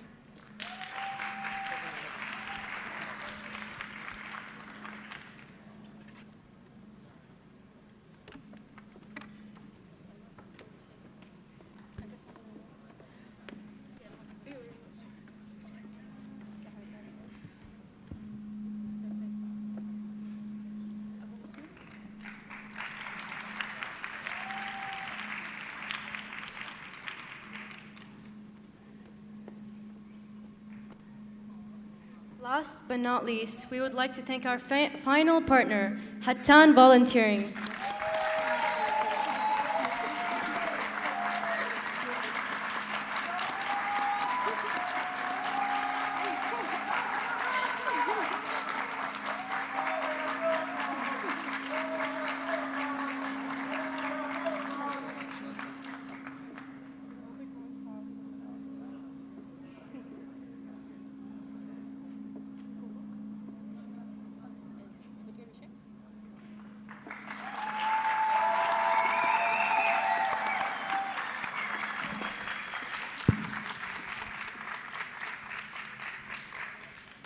Thank you once again to all these institutions and organizations for helping make Jed Med the true reality it was. And now for an exciting part I believe many people were waiting for, which is the raffle that we are going to be hosting. Two special winners, and I'd like to welcome the president of Jed Med, Ahmed Al-Kilani, to present that.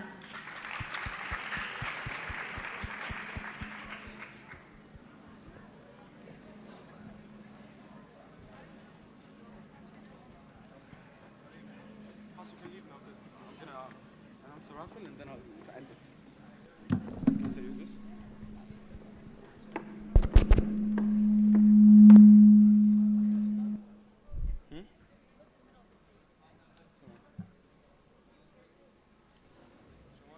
John, tell him to turn off the lights. Tell him to turn off the lights. Assalamu alaikum wa rahmatullahi wa barakatuh. So, the raffle has been recorded, so we're going to post it as soon after the conference, inshallah. I'm going to start with the first one. Abdul Majid al-Zahrani, please join us on the stage if you're here. If not, we're going to redo the raffle and then we'll post it on the Instagram and then you can contact us and we'll send everything. So Abdul Majid al-Zahrani. All right, we'll be redoing that. Then we have an account with the name of J8H.3. The owner of the account, please come up to the stage. All right, so we're going to redo the raffle and then we'll post it on Instagram, inshallah, post-conference. But now,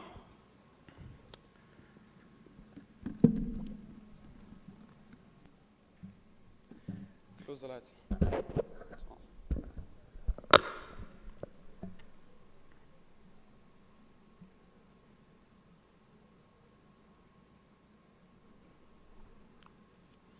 All right, just give me a minute, guys. Just 1 second.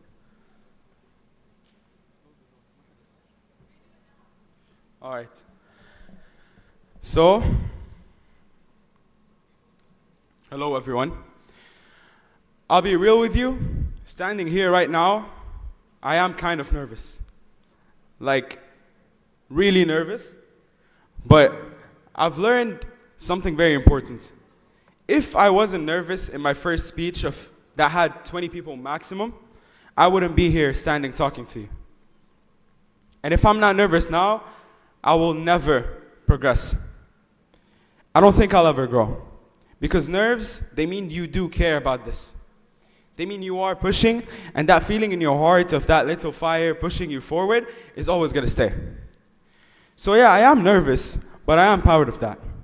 When I started working on Jed Med, I had no idea what I was doing. I just had a vision. It was my first big project. And to be honest, almost everyone around me doubted me, including my parents. Some of my closest friends didn't think it would happen.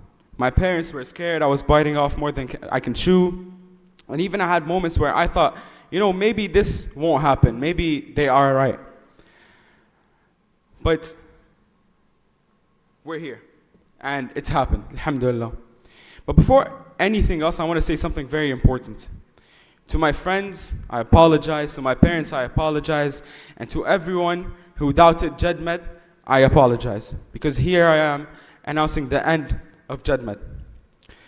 But today, when I get up here on the stage and get to give you a goodbye, this is a goodbye to doubt, goodbye to fear of the multiple hardships that we had, and goodbye to fear that Jed Med won't happen. But thank you for being here, for believing, for showing up, and thank you for making this dream come alive. This is goodbye for now, but I hope it's just the start of something bigger. Just 1 second. Before I close this, there's one more person I want to mention. Someone who isn't with us here today. My grandfather. He passed away before he could see this moment last year. Just a month before I got to join this conference. But I carried his memory with me every day. He taught me about strength, humility, and my niyyah, my pure intention. I ask Allah to have mercy on him and grant him the highest levels of Jannah. Thank you for being here, and thank you for attending Jed Med 2024.